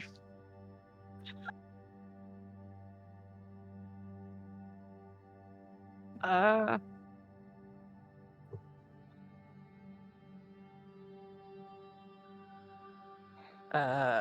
from there I back away, Mm-hmm. holding my ears because well, painful ears, and Mm-hmm. I with one hand I kind of try and sign or like when you put your hand up and you're like stop, Mm-hmm. stop, please stop, and I'm still holding my ears. Hopefully the kid uh takes a hint and stops screaming, which I highly doubt. Try it. You raise your hands to try to sign, and it's that moment you are now aware of your fairy nature as well. Your hands are a mix of white and black mist. They move as if bones were unnecessary, as if joints were just a cosmetic. An option. Y- Yeah, you could see your fingers are rolling impossibly like accordions. You're staring as, you know, it's almost like every finger is an independent tentacle you could twist and adjust in any way you want. Very neat. You know And the then, wave movement? yeah, I'm yes. definitely doing the wave. And as you're doing that, it starts to happen. Just like the Bogan character of Denma, whose face soul had to retreat into the human body because it is a world of banality. Your character begins to retreat in the same way. Does Slate have a changeling name, or will Slate be sticking to Slate even as a changeling? I don't think he knows his changeling name yet. That's fine.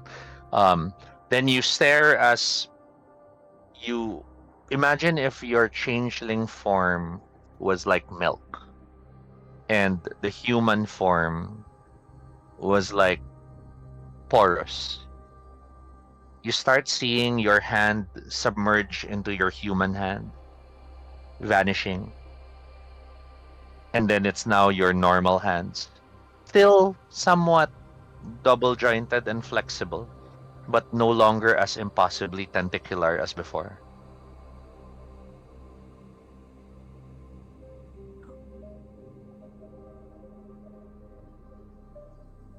Your face Um, soul retreats into the human body to now become fully a changeling. So now the human physicality protects the changeling soul from banality, but also now insists a more human form.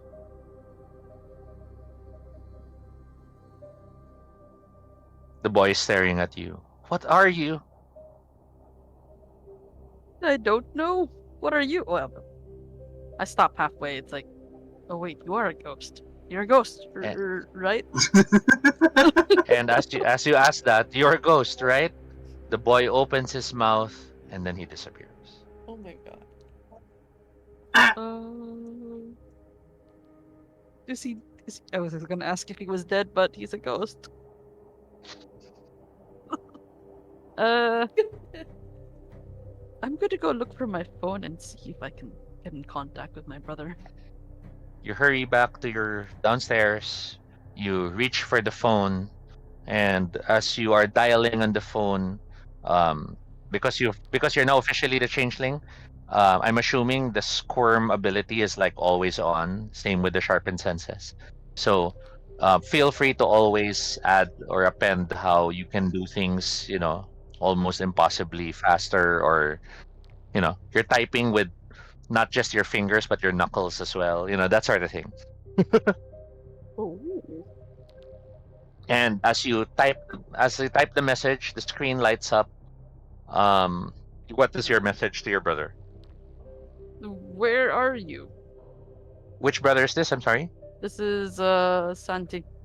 Eh? You're reaching out to Santi.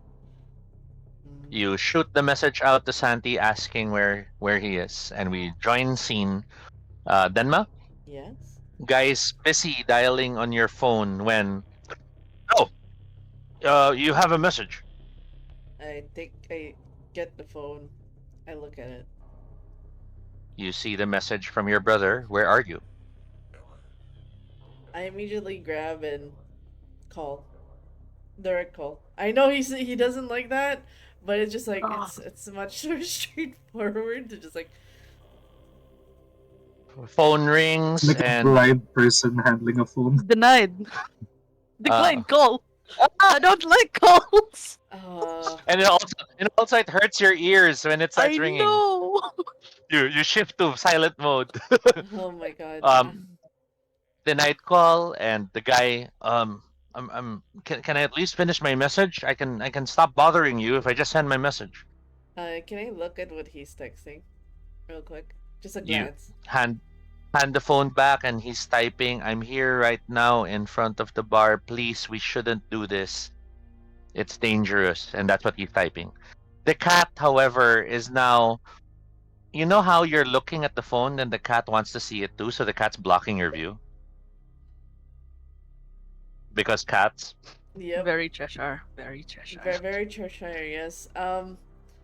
He just scratches like the cat, and then like it's like a small pet, but it's actually casually grabbing at the neck and pulling it away to put it on the ground.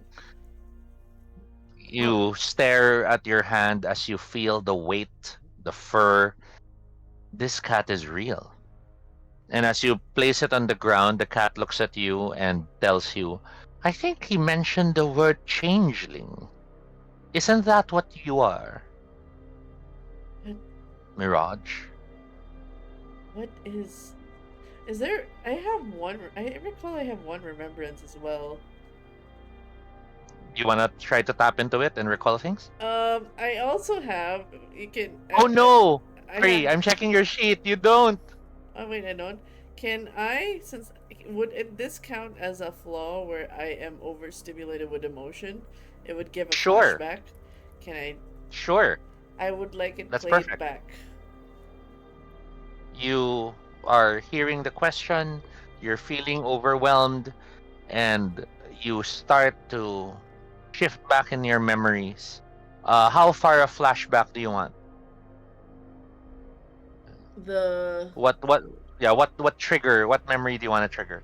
um, well, I guess assuming this is my childhood cat, Hmm. the time that this cat, I found the cat dead, and the time I felt helpless for it. That's the first time I felt like it was so sudden.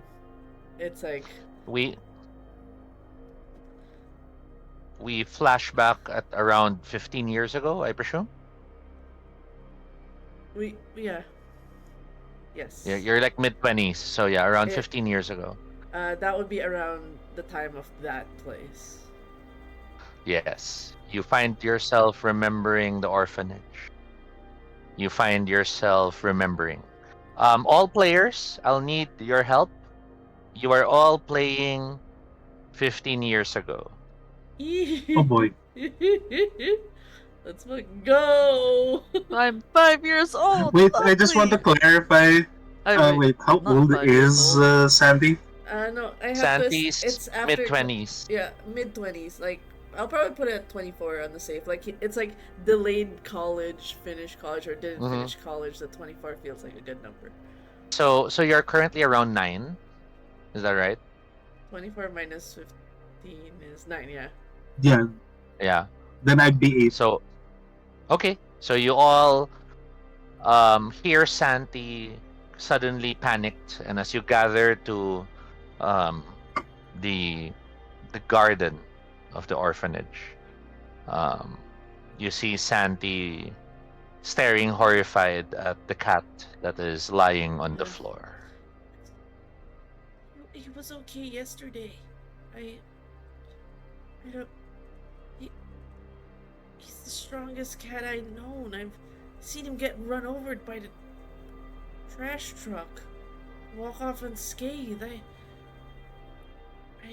I don't understand. All of a sudden, he stopped moving. Blade is going to pet the cat. He's kind of cool. You bet. Someone touches the cat. Yep. Slate will touch the cat. To your surprise, you hear the cat Oh, give a very faint meow. The cat's not dead yet. Okay. Are you gonna tell Santi this? Because Santi just thinks the cat's dead. Uh, I don't think he's gone Flynn is yet. just gonna be Oh. Flynn is just gonna be Mm-hmm. looking at Santi like, "Are you gonna cry?" Like, he looks. And then he just. At that moment, it's just shutdown mode. Like, it's like, that kind of. I'm not. Conceal, don't feel. Don't let them know. It's the sitting kneeling position with the head to the heavens. Yes. And Frustration tears. while that's happening, Slate and I'm Finn, not what are you two crying, I'm doing? not. Flynn's like very confused because he doesn't know what he's gonna do. Considering this is like probably the first time Flynn would be seeing his brother break down. So Mm-hmm. like Flynn is so confused while like standing over him. He's like Mm-hmm. looking at him and then like trying to look around to see if there's any adults. We Like need I an think we You're need adult. an searching. adult. You're searching for the adult. You think you see someone, but before we get to that, is Slate doing anything? Slate is trying to get the cat to be comfortable, I guess. Kind of like petting him and Okay. then not really like moving him too much. The Uh, the cat gives out another meow as you try to put the cat in a more comfortable place. What do you do? Do you take some of your clothes as a comfortable place? You take the cushions off the nearby couch. I remove my jacket and then use Okay. that as like a nest. And I don't And often remove that jacket. as you set the jacket down and put the cat, Santi still staring at the heavens, overwhelmed. Why, Flynn? You see the you see the orphanage lady, and Mhm. a because this is a disturbing anime version of a Changeling the Dreaming Game. Oh boy. The flashback is showing it as if it's a woman from the waist down only. Oh god, those. Banananas. We don't see the upper body, we don't see the face, we just see the waist, the Mhm. skirt, the legs, the shoes. uh. And Flynn is gonna try to run over and like tug at the skirt and like get their attention. the woman turns to you and asks, "What's wrong? Is there something wrong, Flynn?" He's like, Cheshire, and then he points towards the cabin, like seeing Santi like in the way Santi is. Crying, I'm not. This. Center World, sorry. It's a reference. And the woman turns to you, Flynn, and tells you, "How many times do I have to tell you, Flynn? There is no cat." What? And we cut back Oh to the my! present. Santi, Oh. you are staring at the cat. The orphanage woman always insisted that you never really had a cat.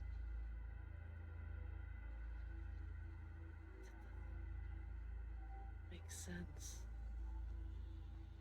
Cheshire looks at you. "I'm afraid it does, but it never did until you woke up." You.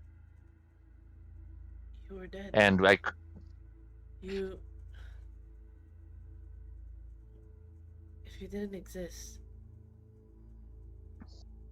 Flynn. Slate saw you. of course I exist, Mirage, but I had to go away. Why do you keep I calling me Mirage? What, what is a changeling? What am I? um I wish I could answer your questions, but I don't know much. I only know that we've been together much longer than you think. And back then, you grew up.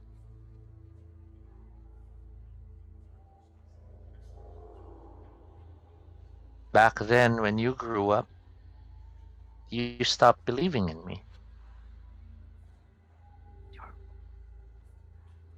You. You. you were there at the times I couldn't really be one of my brothers. I couldn't show much of my emotions, but before then, you have to give me something. I need. I just need to understand. You were there for me. Why would I leave you? And how far is how far? I didn't want to leave you, but you grew up. And to close your flashback moment, you find yourself remembering you're crying, the woman coming up to you and kneeling beside you, and the woman telling you, "All right, Santi, that's enough." Of course, you didn't say Santi then. It was a different name for the orphanage. It's time to grow up. You're too old to have imaginary friends.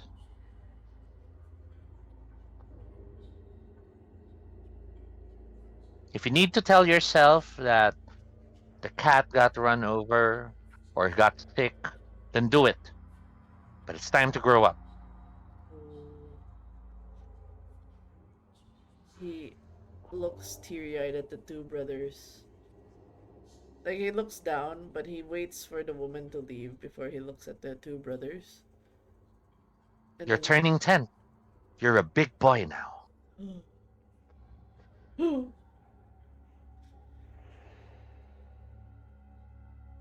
he'd wait. He doesn't respond to the woman because like it's a pang to his heart that you know he Mhm. doesn't understand why he doesn't see it, and to him, the cat is dead. So it's like he waits for the woman to leave before he finally tells his Flynn and Slade to help him bury his friend.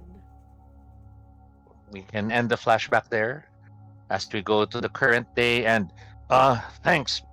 I sent the message. That should be enough. Takes the phone and then he just a quick text to say, "What's up?" On I'm the sorry. phone, it He, Sorry. You're calling. You're calling this. Sorry. Go. no, Continue. Continue. I thought you were asking the guy. it's a text to Slate like oh wait, what was the previous thing Slate said? he didn't pick up the phone. He was just like, "Where are you?" Where are you? And then Where na you hear na me? hear to me, he just says, "What's up?" Why? Something. On the phone, it replies, and like 2 seconds after you hit send, something happened. The house is haunted. Everything's so loud. Where are you? like it's like it's probably like his Slate's anxiety kicking in, or like his agoraphobia kicking in, or something that he just like closes the phone. Like the man that he helped is already out of his mind, and he's like trying to get home as soon as possible to just deal with his emotions, deal with things, and help his brother. Says, "I'm on my way. I'm heading home." You rush home. No need for rolls or anything. You make your way home as quickly as possible. The camera lingers where you were for one quick moment, and it's the man who asked to use your phone, watching you leave and go, "Nice cat." And then he heads to the bar. Fuck. We cut to Flynn. Oh boy. You're hugging the girl. Well, you're looking at each other. She's looking at Mhm. you and she's, "Why aren't we walking?" Tolita. Okay, so Flynn just says, I just need a slight moment. And then, I would just like to quickly check, would he technically feel or like notice, that people are approaching behind him? You can try. You can make a. Excuse me. Sorry, I burped.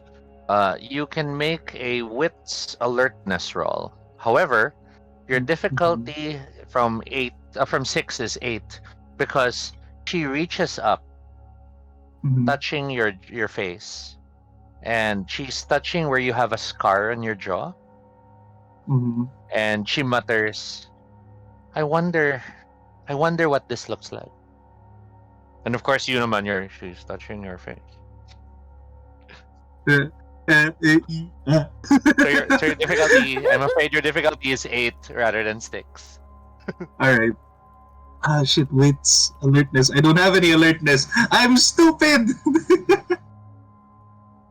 Wait. But, hold on. It's No, that okay, only just works roll. for... No, no, In no, other I was words, just thinking of It's really something. hard to notice your surroundings because you're focused on her. That's fine. Yeah. No, I was trying to see if like I had anything to help you play this into my favor, but no. The dice are not in my favor. But will love prevail and still give you a success? I rolled a 4.5. No. You fail to notice the guys approaching. We cut to that angle where the guys are looking at you, and one of them mutters, "Hey, wasn't that the guy who?" Yeah, and they approach.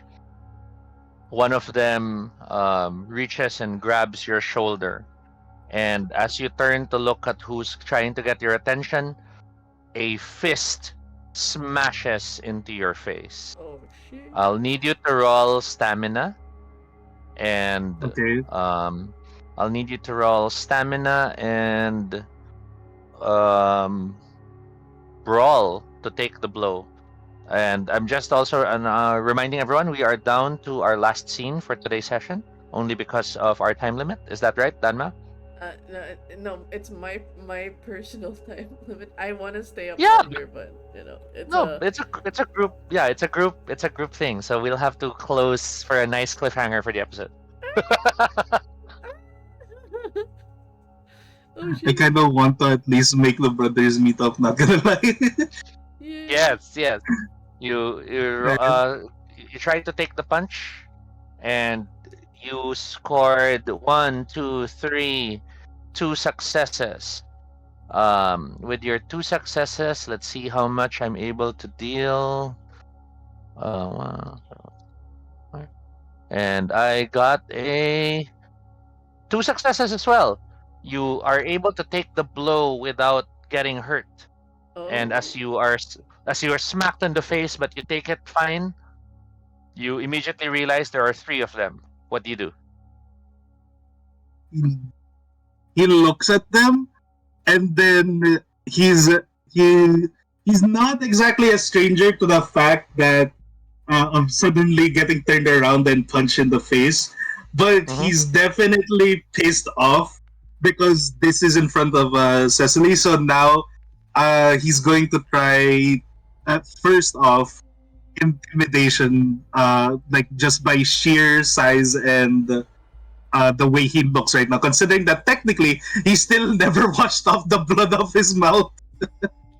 I would like to add, if you want to benefit from violence, Mhm. because violence is your specialty for intimidation.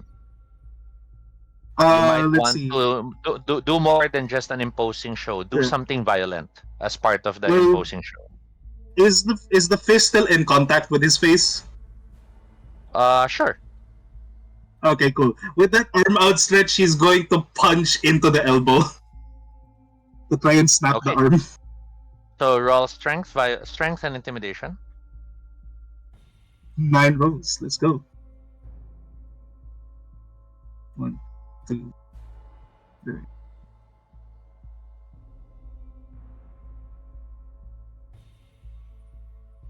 Alright, there we go.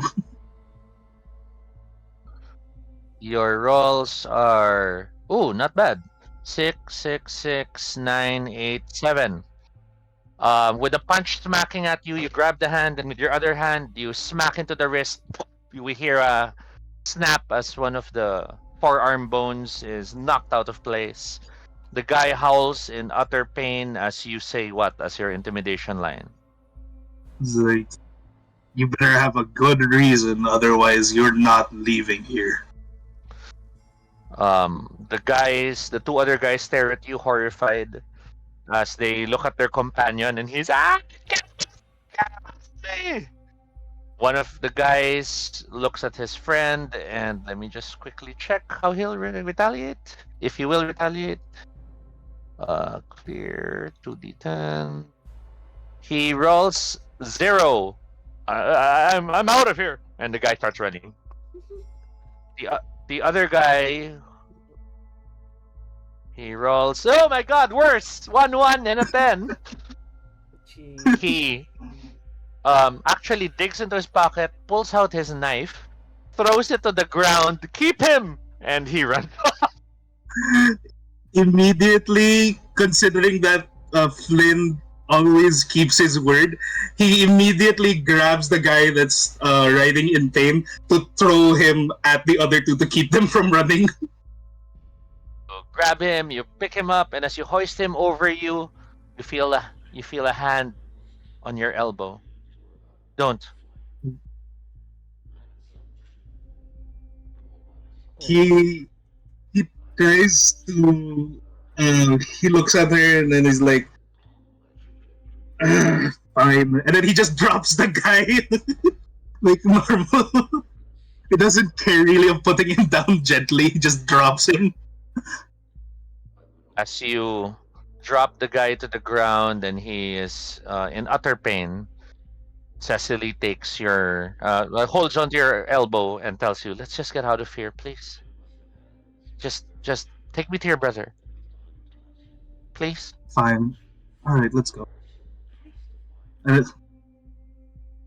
he immediately, holds her, he locks his arm around her just so that way, technically he has her closer, just out of sheer worry, and then he walks with her. As far as he's aware, does he know that Santi went to a certain part to get another job? Considering that Flynn does try to keep track of where his brothers Oh go. no, I mean like you don't know that he was trying to apply for a second job. You think he's still doing the Okay. aged care work because the bar job was just today. Like he was trying to All get Or right. to the another very job. least, yeah, or to the very least, he's been looking for alternatives, but not specifically the bar job. Yeah. Okay. So, um, do you meet up with your brothers at home? Do you stop nearby and ask them to step out and see you? He's going to try calling Sandy, considering that he's outside right now. So the two of you are walking, Cecily holding your elbow, and as you dial, Auntie, your phone rings again. He lets out an exhale, then he sees who it is. He flips it. What? Like, It's like, if this is bail, I don't have the money. it's like, oh, come on. If I had to waste my one phone call, I'd probably be calling Slate first. But no, it's not about bail. Where are you right now? I'm heading home. Slate's saying something about the house. Like I think his anxiety's acting up again. Shit. Uh, all right. Well, I guess I'll catch you guys at home. Uh, though I will say, I guess prepare some tea. He says, as he looks over to Cecily to confirm, like if she would be fine with tea. And he's like Sandy stops and like in his when he's walking. You don't bring And this is like sorry, go on, he go on. says you don't bring anyone ever. You mutter that, and what you hear as a response, Santi, is this. Um, Flynn, you turn to look at Cecily to ask if she wanted tea. Mhm. Santi intently is listening to hear her response. But as you look at Cecily, who is staring toward you, but her eyes are a Mhm. blank stare into the sky, her eyes reflect what seem to be glowing lights. Mhm. Then you hear the car a second before it smashes into you. The fuck? Fuck. What the fuck? I rolled 4 successes.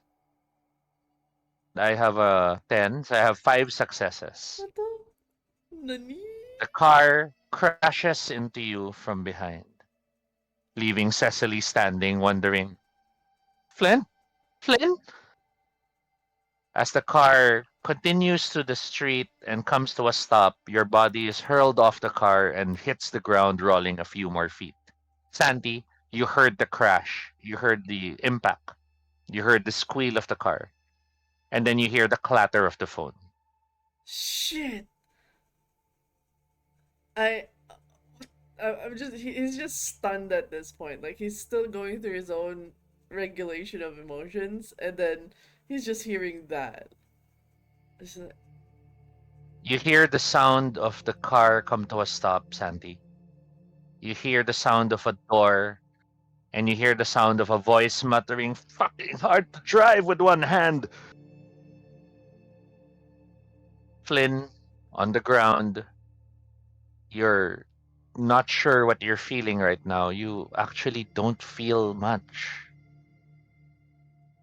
But you see the man limping into view with one arm cradled against his chest as he comes up to you and spits at you and tells you, "You don't treat me like that." Cecily is now screaming as she realizes, "Flynn! Flynn! Where are you, Flynn? What happened?" oh shit. Oh. All right. Am I still technically at least conscious and like, did I skid across the floor? Actually, you're conscious, but you can't feel your body.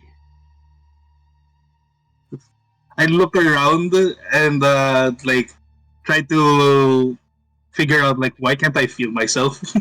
You're you're moving your eyes around. You're trying to make sense of what's going on. You realize you can't even feel your fingers. You can't feel your toes. You can't feel your. Did he break your back? Santi, what are you doing in your I helplessness of hearing all this? um he's like shh, fuck.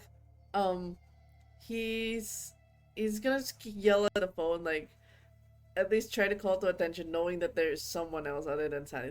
It's other than, sorry, not Sandy, other than Flynn.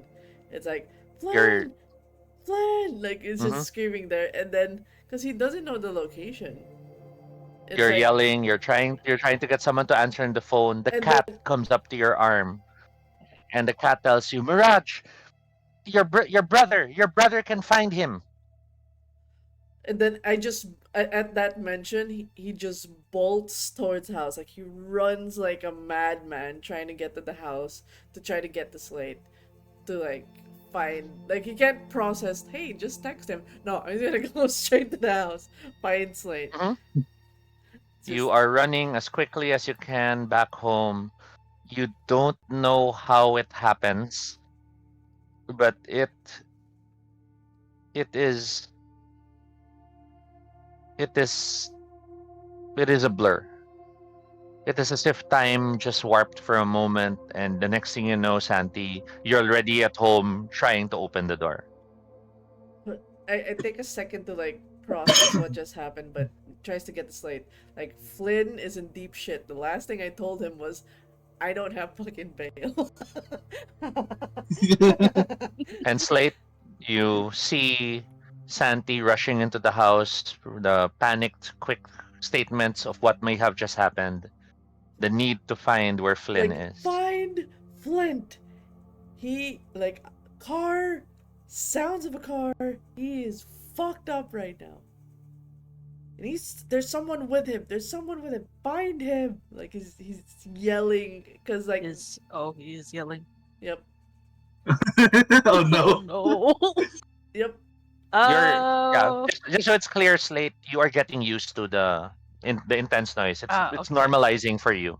It's still something you don't like because of your heightened senses, but you're kind of getting used to it. It's sort of like if you've been in a club long enough, you normalize the loud Stunks, Ah, music. stunks, yeah. stunks, stunks. And we end up yelling anyways. You, Uh, so in this case, you end up after whispering anyway.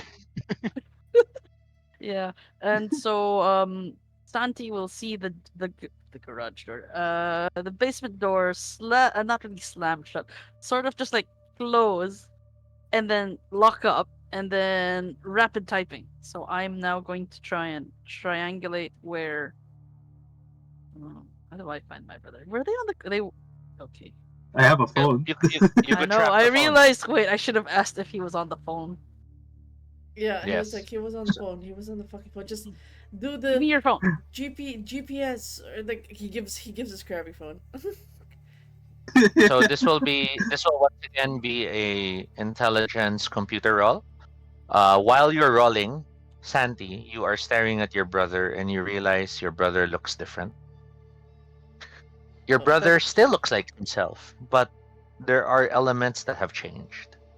Oh. In Changeling the Dreaming, when one has, when one has chrysalis to their changeling self, their physical nature alters enough for the fairy nature to be present, but still enough to retain the human personality. So, for the Slua, which is normally very pale, gothic feeling, creepy crawly type of character, whatever Slate used to look like, you could imagine now has sunken eyes, has more elongated limbs, the pronounced joint system that sort of tells you know how the hands look like spider legs, that sort of thing. Oh god. And likewise, No. Santi's character somewhat has more Bogan features, has more. You're not necessarily suddenly short like a hobbit, but you know how hobbits tend to have that more rounded, Rounded. cheerful feel. Oh, that's what a. Can I just say, kind of looks like a furbolg? Sandy kind of looks I like think I think it's a safe enough furbolg. to think of your character as looking a bit more cheerful. It's like you're a cheerful worker. Ah. So The complete there's a opposite. sheen to your face. Yeah, the two of you feel like opposites right now. So essentially, I look like I've pulled like 10,000 all-nighters. Oh, Yes. we reversed Uno. We reversed Uno. We basically did Whereas Yeah. it. Flynn, whereas Santi looks like someone who, if you were lost in the woods, you would ask them for directions. they look, they look But as a nice. painting. But as a They painting. look helpful. Well, again, the painting nature is now just hints because your fairy nature had to hide in the human form. So like Ah. maybe your eyebrows are the painting stripes. Maybe there's Oh, strokes good in the thing pattern makeup. on Or the skin. can it be like a Yeah, hobbit that looks like a painting? Like the way it looks like it's like he's a painting. Like a yeah, hyper that still can. realistic. Yeah. Yes, you're like a 3D painting come to life. Yeah. Picasso. Yes, that works. That works. So how's the Uh, roll? 610, 110, 586. Okay, you are currently uh, just because unlike Hollywood, hacking does take time. You are currently typing away as you're narrowing and triangulating where the signal can be.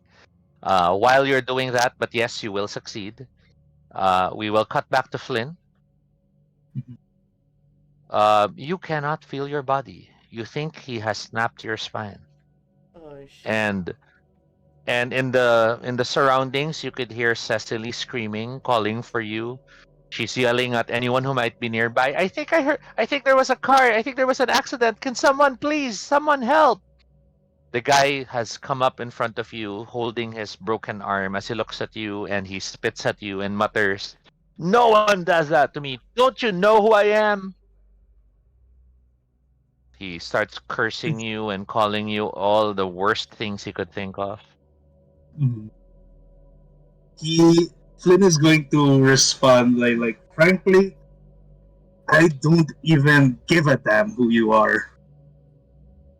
He looks at you, and as he sees you mutter that, he comes up to you and says, "Well, you won't have to give a damn anymore."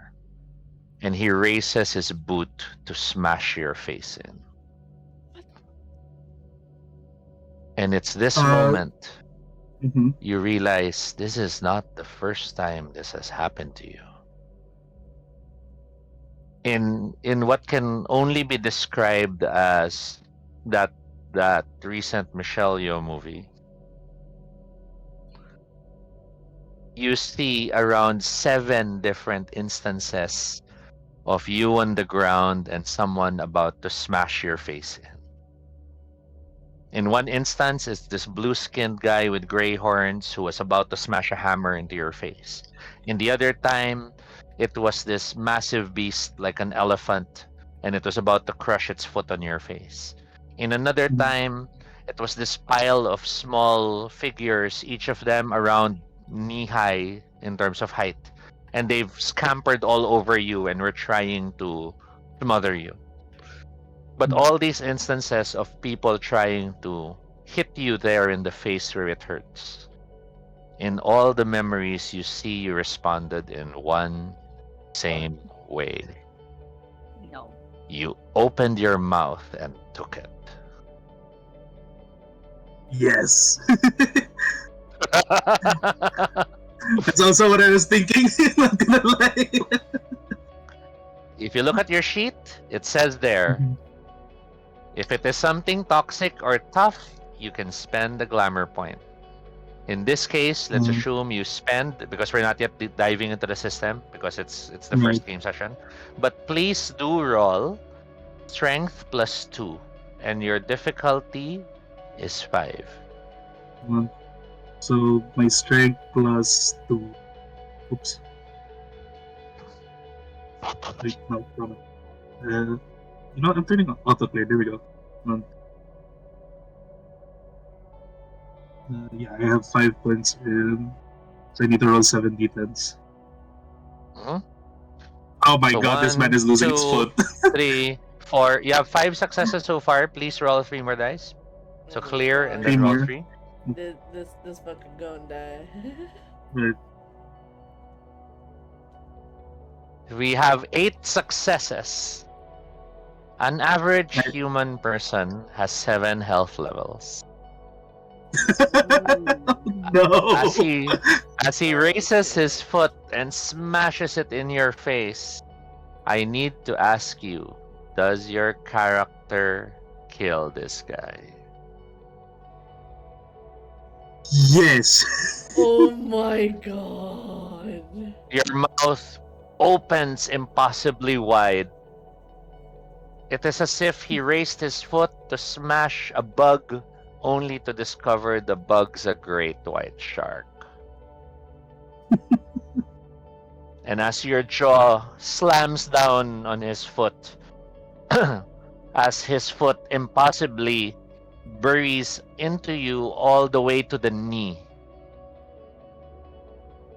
you chomp, sever, and swallow. The man screams as a spray of blood scatters in all directions. It drenches you in crimson. And again, like everything everywhere all at once, as the blood paints you in red, we see you in different moments in your memory. You see yourself turning with the red hair. You see yourself with the red clothing becoming red. You see yourself in red armor, and the armor drinks the blood. You find each and every moment of your being a red cap being relived in this moment. As the blood fills you, as the dream welcomes a lost son home, and as you sit up as if your spine was not shattered. What do you do? The first thing Mm. he looks down at the guy, like, the latest victim in from his bite, and he tells him first and foremost, like, I'll tell you at least who I am. I am the bloody lord. And then he immediately picks him up and then throws him up against the car before screaming out. It hits it triggers the alarm again. Immediately he yells out, like, and I don't care who you are, all I know is you can't do this to me. And then as soon as he snaps back from what he just said, he immediately tries looking for Cecily to make sure that she's okay. You turn to look at Cecily. You see Cecily hugging herself, staring in your direction. And for the first time, you see she seems afraid as she mutters, "Bloody Lord."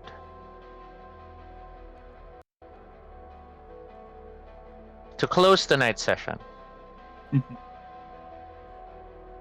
Santi and Slate, you are both staring at the screen. You have successfully triangulated where the phone is. You successfully tapped into the traffic cameras in that area. You are staring at your brother. You are staring at the man who has lost a foot. Well, a leg. You are staring at him as he makes these proclamations. You see his impossible mouth. And you both hear the cat. Finally! Looks like all three of you finally woke up. I don't think he's going to need a lawsuit for this, right? Like, It is he The cat- sad? complete self. Sandy's just like closing his eyes and it's like, this is too much for one day. This is too much for one day. The cat looks at you both, and the cat simply mutters, "To be honest, I'm just glad you all remember now. I wonder if that means we can head back home." Where is I'd like to home? pet the cat. You know, the house that no one built. The cat smiles and Title tells you. card! Title card! Title card! Sorry. And to close tonight's session, we have a post-credit scene. Our post-credit scene opens with, you know, those physics toys that tick tick tick tick tick, the Yeah. ball thing. Mhm. We see Yeah, one of you can say those. that. We see one of those, and it's bouncing and it's clicking and it's clicking, and then suddenly, impossibly, the ball does not hit the next ball. It stops me there. A hand reaches down and tries to shove the ball, but it still doesn't move. The hand pulls the ball back and forcibly tries to make it hit, but it still doesn't move. And as the hand goes up, the camera pulls back, and we see the figure now. The figure is this woman, and the woman is dressed in all white, and her hair is pulled back immaculately behind her face. She stares out the window as her hands come to her blue lips, and she mutters, "My Duke, we have a problem." She walks to the window, and as she motions at the window, the winds blow the window open. She stares out into the New York City skyline, and she mutters, "The bloody Lord is back." And we will stop the game there. Oh my god! Oh my god! First off, what the fuck, Sid? What the fuck? What the fuck is I think I need to make new context. How to clean up my brother's mess. I know. What the fuck? All I can say is like, where was this blind girl come from? It's your empathy. Why you gotta make me go through Actually, wheels? that one is slightly thanks to Toby, because when you both had left after the first meeting for the character creation, I actually had to pull aside Toby to establish this part. Oh my god, it's so good. Cause I Nice. was just, cause I was just like, oh, I was just gonna play the tired old brother, but goddamn, did you pull out the fucking punches with all the feels tonight? Okay, that was really fun. Thank you, Toby. Oh my god, that was a super cool sesh. I'm just annoyed I have a I hope Cinderella thing. it's it it's all right. It makes it more meaningful. Oh I hope you god. all enjoyed. This is just the post game check. No one suffering from bleed. Everyone okay. Nothing too emotional. I am angry that I am sleepy. It's too good. Because you want to keep I going. need answers. I need fucking You answers. need answers. I need answers, but it's okay. It's worth it. It's worth the waiting for. I guess the next sesh is gonna be on the 29th of Feb. That's 2 weeks from now. Are you guys good for that, Sked? I'm just checking on everyone. If ever, That's Yeah, alright. it should be good. if ever, can we start at 10? I have already the tech stuff, so I don't have problems with that. But if we can start at 10, which is 7, that'll be nice for me. Mm-hmm. We could always start. Okay. It's just that I will be if there's somebody with me in said vehicle, I will be in like hype mode. Next. I will be in silent mode. What I can do for you, Nair, is I can predominantly focus on them for dialogue, and then for you, I can like, are you gonna do this? Are you gonna search this? And then you can at least prompt through actions as well, and not necessarily role play for now. They'll Sounds fill good. you- Sounds good. Again, and everything. Yeah. That sounds great. Okay. I cannot brain right now, so I'm just gonna raid. I'm gonna raid out real quick. I cannot. I can feel it's like my brain's like doo doo doo doo doo. But I will just say thank you so much for the experience of this Changeling game. Thank you. It really felt like I'm always amazed about your GMing and how you're just making it feel like it's a series, and how you're able to just go in and out with the characters, and you know when to cut, when to move. It's just like awesome sauce. But yes, you guys can Happy to run for you guys.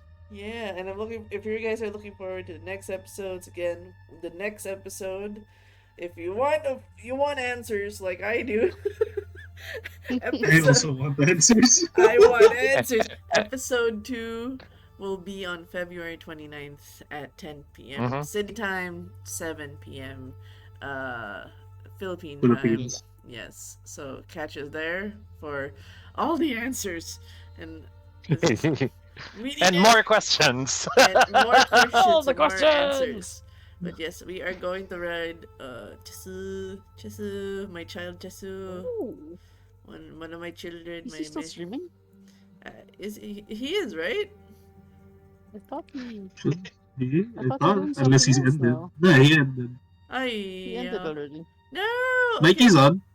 Oh yeah. Okay, let's read table of cinema. Tabletop cinema. Okay, table. Wait, I gotta make the the emoji first. I need answers. Oh my god, I will say though, I am now even more excited now for the next episode as well. I know. It's like, oh god. I just like, where are my answers? I need answers. Denmo wants answers about where did this girl come from. I need answers on how this is going to affect Flynn. Considering this is exactly his worst nightmare. Okay, wait, hold Mhm. on. I'm just gonna put. Yeah, the title drop. Yeah, thank you for everybody who tuned in. Holy shit! Like, Yes, thank you for listening. Yeah, we had a. It was scary. We got a congruent at some point. We got to 18 people, and I'm like, Wow. oh, why? What?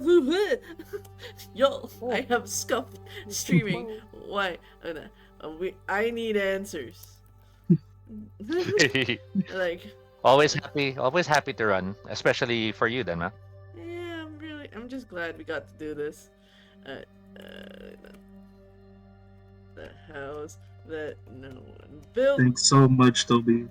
Title drop. Yeah, it was a great game. I was enjoying, and admittedly, I'm always nervous because some people they find my style a bit different because it's very. I try to approach it like a TV show, right? So there's cuts, there's zooms, and for some players they don't like that because they feel it's breaking their immersion. So it's not for everyone, but I'm happy when there are players who do enjoy it. Yeah, Oh my god.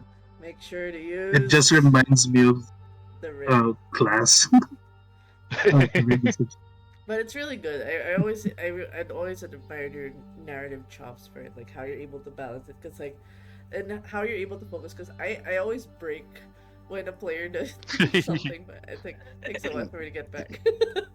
Side eyes, bombastic side eye. The two players. What? Anyways, okay, we're gonna raid out. and And those little I ask questions to the players privately while running the scenes for others, so I'm ready for the next scene. The Yeah. multitasking. Damn, the skills, bro. But yes, we are gonna raid out now to Mikey, Tabletop Cinema. He is playing Helldivers 2, I believe. So send him all the energy over there. Send him all And the if questions. send him more questions. But yes, see you guys on the next stream. Bye bye.